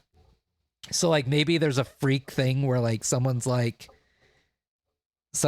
makes a random choice one day, but they're not going to consistently be a good person if they didn't have that selfish desire in them. But anyways, that's a side philosophical point about it. Anyways, getting back to it, the lady fell into the idea of great power means that you have great responsibility. You need to solve the world's problems. She had the hero complex, basically, which a lot of people would agree with her that if you have the great power, you do have the responsibility to make that change. But the group of people had the same opinion that I do, where it's like, no, it's not up to us to make that choice. It's not up to us to like make that change. We're observers. We protect the world from destabilization rather than make our own selfish changes to it based on what we feel is morally correct. And so what she did was she was like, oh, there's pain and suffering in the world, so let me go and remove it. And like her father, I think it was her father, was sad because I don't know if it was her father, but like some father had lost their child and was devastated by the loss of their child. And she was like, here, let me take away your pain. And she rips out like their emotions. So then the father immediately stops caring about their child, which some people might have conflicted opinions about that. But either way, she made a selfish choice and like took away this guy's ability to feel pain for the loss of their child. And they didn't get the choice whether they lost that pain or not. She just automatically took it away without giving the person a choice. And she did that for a lot of people. And all that power accumulated in the form of this like wellspring of ancient magic. And they like sealed it underneath the school, which is a really cool idea. But at the end, you get the choice of like destroying it or absorbing it. And it's kind of set up. On one hand, I really liked the way they kind of set it up. I didn't like the way that they made it seem like if you take the power, you're following in her footsteps. But I really liked that they left it open-ended and like you could have the dialogue to say, she messed up when she did that. She took the power and she made a mistake. I won't make that mistake. And it doesn't say that you have any grand ambitions or anything like that. It just says you take the power. And it's very open-ended, so you can really role play it. Like my role play for it was like, I'm going to take the power because I want to be super, like I want that power. But I want it on the scale of if I need to protect someone, I'll be able to protect those that like on the small scale. I can do good on the small scale and be unaffected. Like I want like when you, how do I say this? If you are all powerful on the small, like if you're all powerful, you can never be oppressed. You do not inherently have to oppress others with your power. but you can ensure that you are never oppressed if you have absolute power. And so my character was like, rather than sacrifice or destroy this power that's not inherently evil or good, rather than sacrificing it, when in reality it would devalue all the people that lost it, so they would have lost it for nothing if I would have just thrown it away. I took the power and absorbed it, and now I can do good on a small scale. Obviously it's selfish good, but I'm not gonna do grand scale shit. I'll be able to, like, if someone's like being attacked by those like magic bandits or whatever, I can use that overwhelming power to like protect that person. Like no one, there's no, if Voldemort, for example, showed up, my character would have been able to like do something about it. He would have been able to shut it down real quick. Granted, that might not have been like the morally correct choice, but that would have been the choice that he would have made in terms of with his own moral code. Because at the end of the day, following our own set of moral code is the best thing we can do in order to be a good person in our own eyes, at the very least. Because there's no consistent morality in the universe. There's always gray areas, and there's always exceptions, and always disagreements and different values, because some people have different experiences that have different values. So some people might see one thing as moral, and one person might see something as evil, which is probably most of the world's conflict, if we're being honest. The lack of being able to perceive through another's eyes. Anyways, before we get back into that train of thought, I think we're at the end of stream. Nope, we got 3 more minutes. But yeah, I really liked the open-ended ending, because I always love power fantasies. I'm not gonna lie. That's why I like isekais. I like when someone who's weak obtains like godlike power. I eat that shit up. Maybe that's a reflection of me because of some form of like internalized feeling of powerlessness over the years. Maybe that's why I enjoy power fantasies, and probably a lot of other people do. But regardless of why, I do enjoy watching it. And so being able to indulge in like the power fantasy and it being open-ended, where you're not necessarily like an evil villain for choosing to accept the power, it's really up to like the role play of what your character is. I really enjoyed that. I really enjoyed it. I think even though Hogwarts Legacy had a lot of like shitty additions to the Hogwarts universe, I don't know if it's considered canon or not, but there is a lot of things that it added in that I would love to see canonized, such as like the ancient magic dynamic, and like the whole setup with the ancient magic is really cool. Let's see.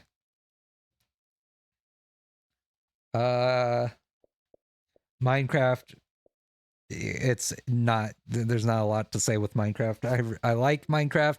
It's got a lot of hidden lore. But I mostly enjoy it because it lets me be creative. I can't do it all the time. Right now I'm on like a break from it because of how much I no-lifed it. But I do enjoy Minecraft. It will always have a special place in my heart. Monopoly, that was pre-installed. Fuck Monopoly, okay? If I'm not winning Monopoly, I don't like it. Poker, again, same thing. If I'm not winning poker, I don't like it. I probably should delete this. I don't know why. It's just taking up space. Village, I really liked. I really liked the Resident Evil universe. Again, lore-wise. But also, I played the first game. I don't know. Normal zombie stuff doesn't really like do it for me. Like I think Resident Evil does it really well because there are like other creatures that are offshoots of the zombie thing, like the lickers or the I don't know any other names for the other creatures, like the I guess Mr. X would be another one that I know by name. But I don't know. I'm just not a huge fan. Some of the characters I don't really care for. I like a lot of the female protagonists in the Resident Evil thing.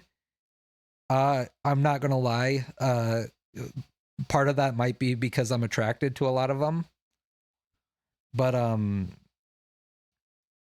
the I don't know. The character writing is kind of bland in my opinion.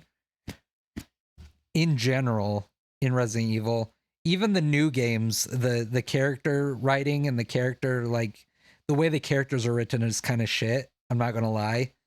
Like I do enjoy the characters, but the way like the dialogue for them and like some of the actions they do and like some of like the justification like for their actions is kind of shit. Like for example, Mia and Rose, I can't fucking stand them. But yeah. It it's good, especially the village and the biohazard. I really enjoy Ethan's like I like Ethan and I really enjoyed his like story and like the strand of the virus, the mold shit. I really enjoyed that, especially Village.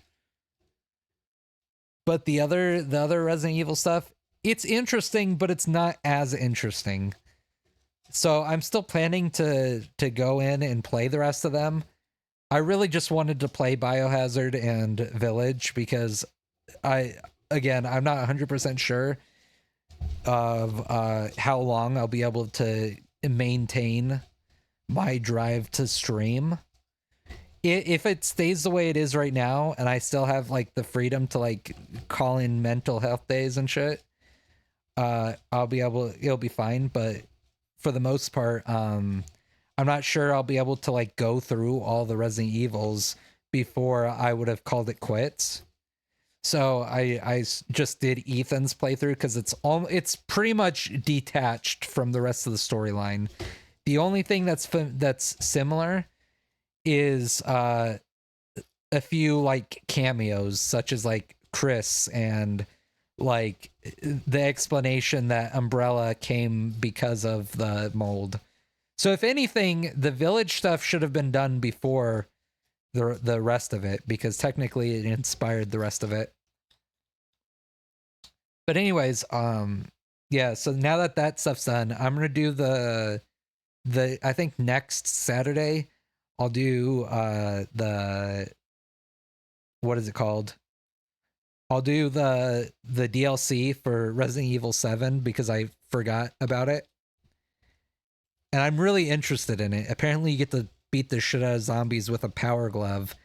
And I'm all about melee. I love melee way more than I love guns and range. I am 100% melee build. You know what? Actually, that's not 100% true. I go magic build and then melee build and then range. Magic always has a special place in my heart, but it goes magic, melee, and then ranged. But then, but yeah, I'm looking forward to beating the shit out of people with a power glove. And then I'll probably go back and pick up where I left off with Resident Evil 1. So I'll play whatever comes after that.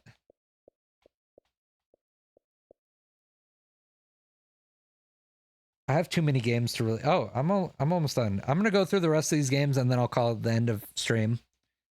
Retro Classics. I only have this because I was looking for like games that I could play on stream where I'm just yapping like I do for Dark Souls. But I don't know.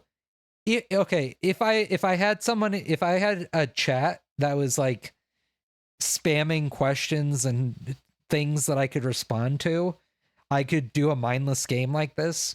But if I'm by myself talking like I am right now, or if I only have like one or two people talking to me, which I'm already not super good at small talk, I don't think I don't have enough going on in the game to really respond to. Like right now I can talk about all this because I have a lot to say about all this stuff. But if I'm playing like fucking Frogger or Space Shooter or whatever the fuck they're called, um I don't have a lot to say about it. I don't have enough knowledge about them, and I don't have enough care to talk about them. Rocket League, I used to play the shit out of Rocket League back in high school.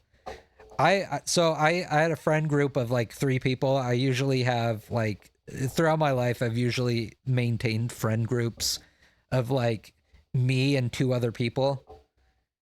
And so I played with my high school friends at the time, one of which was the dude that really got on my fucking nerves, my best friend at the time. But we would play Rocket League.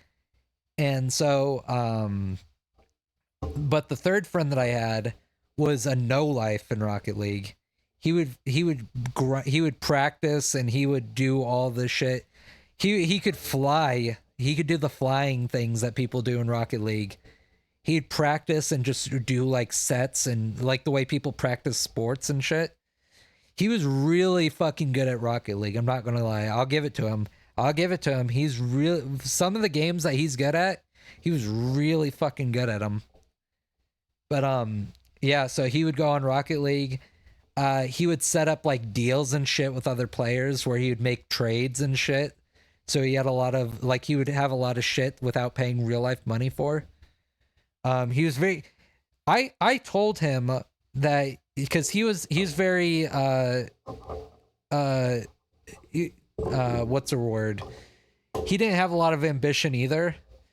But I told him that if he could do the skills that he could do in games, where he was very good at setting up deals and making trades and shit, if he could do that in real life, he would be so goddamn wealthy. He was like a fucking like beautiful mind in that shit. But I don't know if he ever capitalized on it because all of us had a falling out at various stages. But yeah, I'd play that. It's still fun. I still like playing it. I don't play it as much anymore because it looks like they got rid of the game mode that I used to play all the time with the superpowers and shit. But yeah, it's fun to play every once in a while. I'd play it more if I had more people to play it with. Like if I had a squad. If I had a squad to play with. Sea of Thieves, same thing. I know life Sea of Thieves for a long time. I'm a fucking pirate legend in Sea of Thieves. Which apparently that doesn't mean shit anymore because they have like additional pirate legend levels and shit. And I do not have the time or the energy or the care to like level up my pirate any more than I have already done. And I also don't have people to play. So I don't play Sea of Thieves anymore. Also, I don't play Sea of Thieves anymore because that game pisses me the fuck off. I would, oh my god. I played it. It's such a good game, but the community in Sea of Thieves. Okay, so you remember how I said that Fallout 76, the community is really good because there's not an incentive to be a dick. That's the opposite for Sea of Thieves. First of all, even initially, even when it first came out, there's always been an incentive to be a dick because you can steal other people's shit and just really ruin people's days. Not even just stealing their shit, but like just crapping on them. There's a huge incentive for doing it. And so that shit pissed me off. Like it takes so long to complete the missions in that game. and then right when you get the mission and you go to sell, you get fucking pounded by, like, especially when you're a solo like me, you get pounded by a fucking galleon coming up with 4 other people. They steal your shit. So fucking annoying. Being a solo in that game is so fucking annoying. Oh my god. Unless you are the greatest goddamn player of that game, being a solo is near damn impossible. But it's so fun. It's so fun when you actually have people playing on it. It has a good, like, lore and shit, and it's genuinely fun to be in. The only bad part about that game is the other players. And then Sherlock Holmes, I don't know if I beat this game or not, but I definitely made a lot of it. It's just basically like a role. It's like a story based mystery where you just go to different areas and you have to solve the crimes. It's what you would expect from a Sherlock Holmes game. I still have it downloaded because I still intend to do a playthrough of it. It's just I have so much other shit that I want to do beforehand before I try to play it again. I don't know if I did that for live on stream, or if that was just a personal game that I played. Speedrunners was super fun playing with other people, but it also got super heated. Because again, like it's super fun if you're playing with the right people. I'd love to collab with someone and play speedrunners. Starfield is a really good game. So Starfield suffers the same way that Hogwarts Legacy suffered. It is a really, really good game. The only reason I don't play, I stopped playing that game, and it's more of a fault for me because I'm a fucking I'm a completionist, and it's hard to be a completionist in that game. You got to make a ship, you got to do all this cool shit. It had such good like lore and such good fucking gameplay. It's so fucking fun to play. The only problem with it is that I could not give a shit about the characters. I would say there's like 1 or 2 characters that are genuinely interesting. But again, it's the same issue of like a lot of games either have bland characters or they have Mary Sue's. And what I mean by Mary Sue, if you look up what it means, it's a character written to have no faults. They're made to be either a perfect character, in terms of like perfect as in like they don't have a fault. They're just basically it's essentially the same thing as if I said, oh, I have a story and the character is so and so, and they're the best. They're the best at this. They're also the best at this, and they're also the best at this. They're pretty much good at anything they do, and they don't really have a lot of drawbacks. Maybe their drawback is that other people underestimate them. That's their drawback. Their drawback is the way other people treat them, which is not good storytelling. It's not good character creation.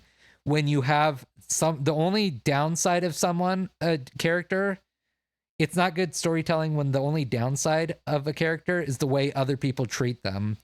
And it's why a lot of modern day characters that could be good fall short, because their whole thing is like, how do people not understand how great they are? That's the mentality that's written behind them. This character is like the perfect person, and the only thing wrong is that other people don't value them as much as they should be valued. That's basically what it is. And also they're unnaturally good at certain things just because that's this, for no reason, just other than the fact that why not? They're incredible at science, they're incredible at engineering. They're also incredibly charismatic. They're beautiful, and like everything's going for them. It's not interesting. It's just boring. It's boring in NPC shit. if they were incredibly smart, but like they were introverted and couldn't talk to people, or they were ugly, or something like that, that's more compelling.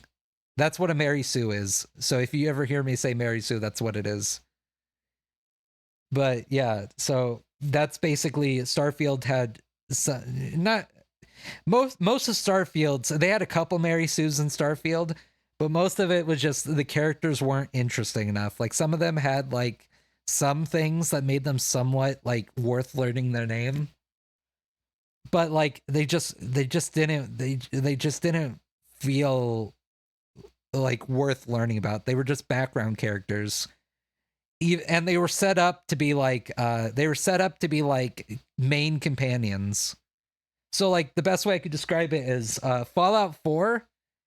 All of the companions in Fallout 4, whether you like them or not, are all interesting companions. You could have Hancock, or you could have Hancock, or you could have Piper, or you could have fuck, I don't remember all their names. But you could have a different companion, and each experience would be different. And each one has like a complicated backstory to some degree. And they were genuinely like, having them around you made your experience better. Whether they were skilled, or whether they were funny, or whether they had compelling, interesting things to say. And that's kind of where Starfield fell flat, was that the other characters kind of just were boring or Mary Sue's. The same way that that Hogwarts Legacy kind of fell flat. I still played them and I still enjoyed the games because everything else was amazing. Like I said before, the checklist.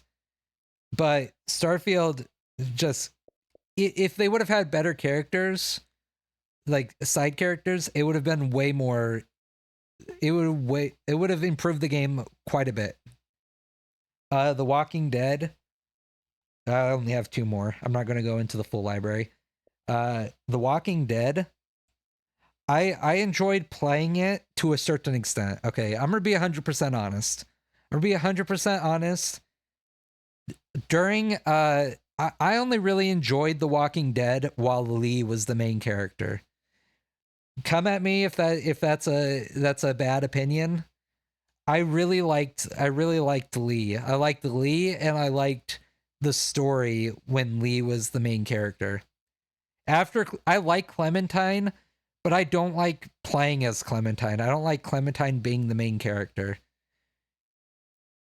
Maybe I'm wrong. Maybe I'm in the wrong for saying that, but I don't know. It was more interesting and more enjoyable playing as Lee. And then once you become Clementine, it just kind of just went downhill from there. It wasn't interesting. And also the dynamic between Clementine and Lee was like, you had this dude who was alienated by like their family and like by society. And then like he finds Clementine and becomes like her foster father. And that's a very interesting story that I enjoyed like playing through. And once he died, oh, spoiler alert, once he died, it just, there wasn't any reason. I stopped enjoying playing it. It just became like a generic like Walking Dead playing like survival, or not survival, just a generic game. There wasn't any real stake. There wasn't any stake beyond surviving. For Lee, his stake was like protecting Clementine and getting her back to her family and shit. But then when you become Clementine, your stake is, oh, you got to survive as Clementine. I don't know. It was really funny. It was a really good like game when it was Lee. I really enjoyed bullying Clementine. I had really funny moments when I was streaming it. Just fucking, it was hilarious. It was a hilarious fucking game like playthrough. But I just can't play the rest of it. There's not reason for me to play it. And finally Warframe. I played a lot of Warframe. I've had a love-hate relationship with Warframe. I ended up getting back into it a while, like last year, because I had like people to play with. But I don't know. It I'm almost tempted to start playing it again because of like that update where you get the motorcycle and shit. But it just seems repetitive. There's not, I don't know. There's just not a lot going on for it. I already did most of the shit that I wanted. I don't play with people enough to like legitimately invest my time back into it. And also, it's very tempting when I am enjoying it to spend real money on it, because it's like, it's basically pay to win, or pay to play, I should say. There's not really a winning aspect, but pay to play. There's a lot of features that require like either a fuck ton of time that you need to just grind shit, or you need to spend real money for it. But yeah. Also, Warframe pissed me the fuck off initially because I started a clan. I even paid like a long time ago when it first came out. I did like pay like 10 or 20 bucks to like create a clan and like get like a custom image on it. And then I like hired a couple people because I wanted people to play in my clan. But I didn't know that I didn't know that people could usurp your clan. So I invited some people that wanted to join, and then I was gone for like 2 to 3 years, and I come back and my fucking clan is gone. Like it's there obviously, but some fucking douchebag that I invited into the clan, I know exactly who it is. Immediately after I resolved all this, I kicked his ass out of the fucking clan. Piece of shit traitor. Didn't even know him. He was just like some rando that I invited just because like he wanted to join. I was like, sure, you can join. Fucking never doing that again in a fucking public game, or in a game like that. I invited him, and then I was gone for like 2 to 3 years. Come back, it says I'm no longer the clan founder. It says, granted, I was still in the clan, but like I didn't have any of the like clan founder abilities.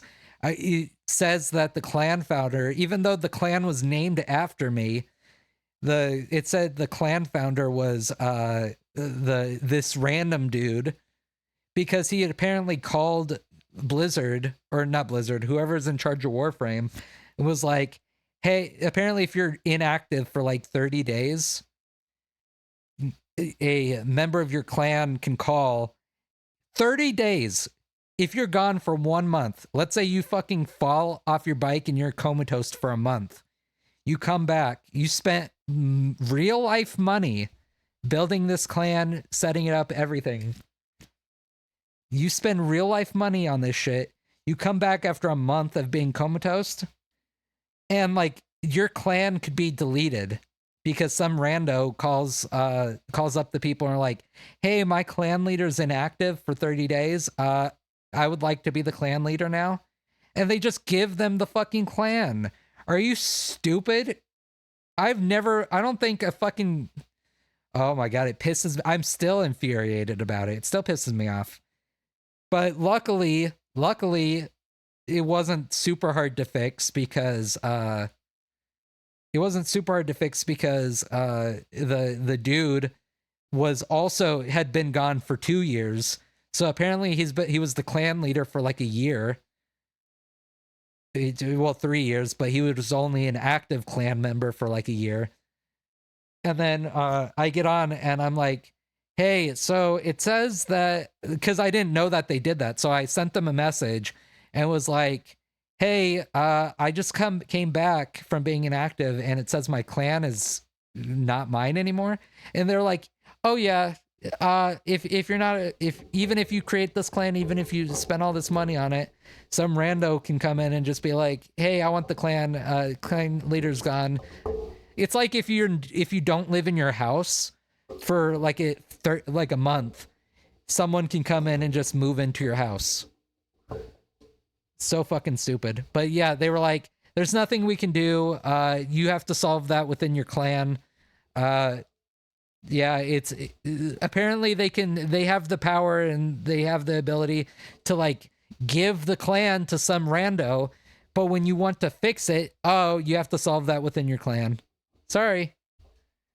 But then then I was super pissed, and then I looked and saw that the dude was gone for 2 years. So I sent the guy a message again and was like, "Oh, well then how about you just give me the clan back because he's been gone for 2 fucking years."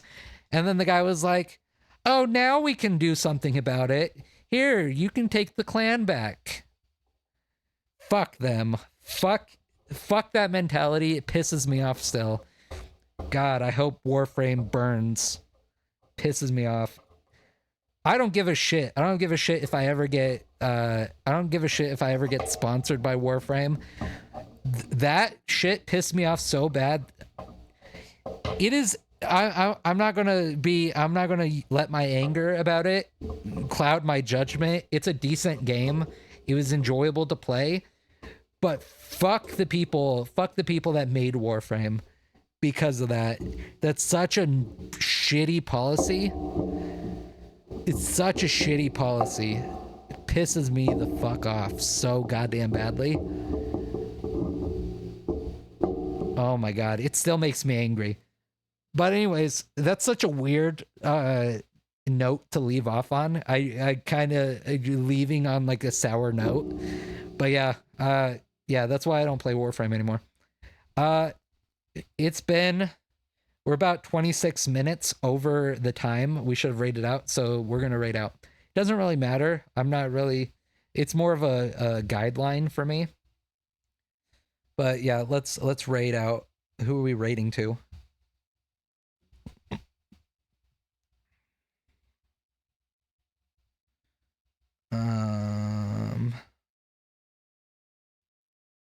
Oh, I'm sweaty. I got heated talking about that fucking Warframe shit.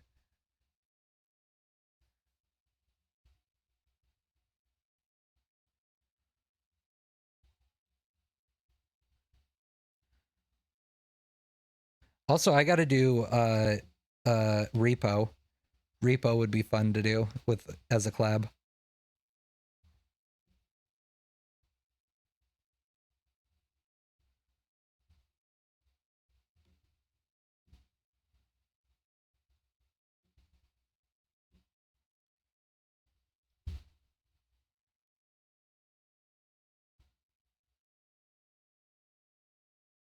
Okay.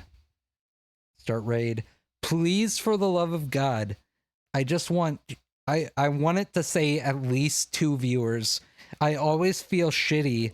Like I always feel like a fucking I don't know if pick me is the right word, but like I always feel like I want to raid out. I want to like give any viewers that I do have to other people, but every time I raid out to someone and I only have like 1 viewer rating, it always makes me feel like I don't want the person to think that I'm only trying to do it like to get like attention.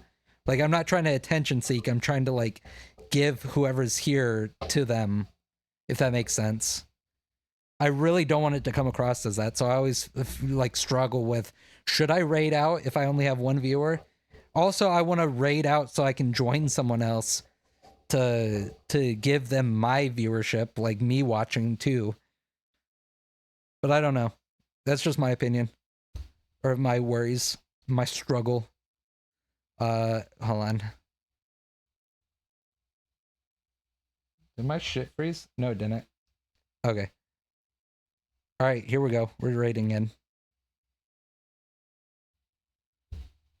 First let me turn on my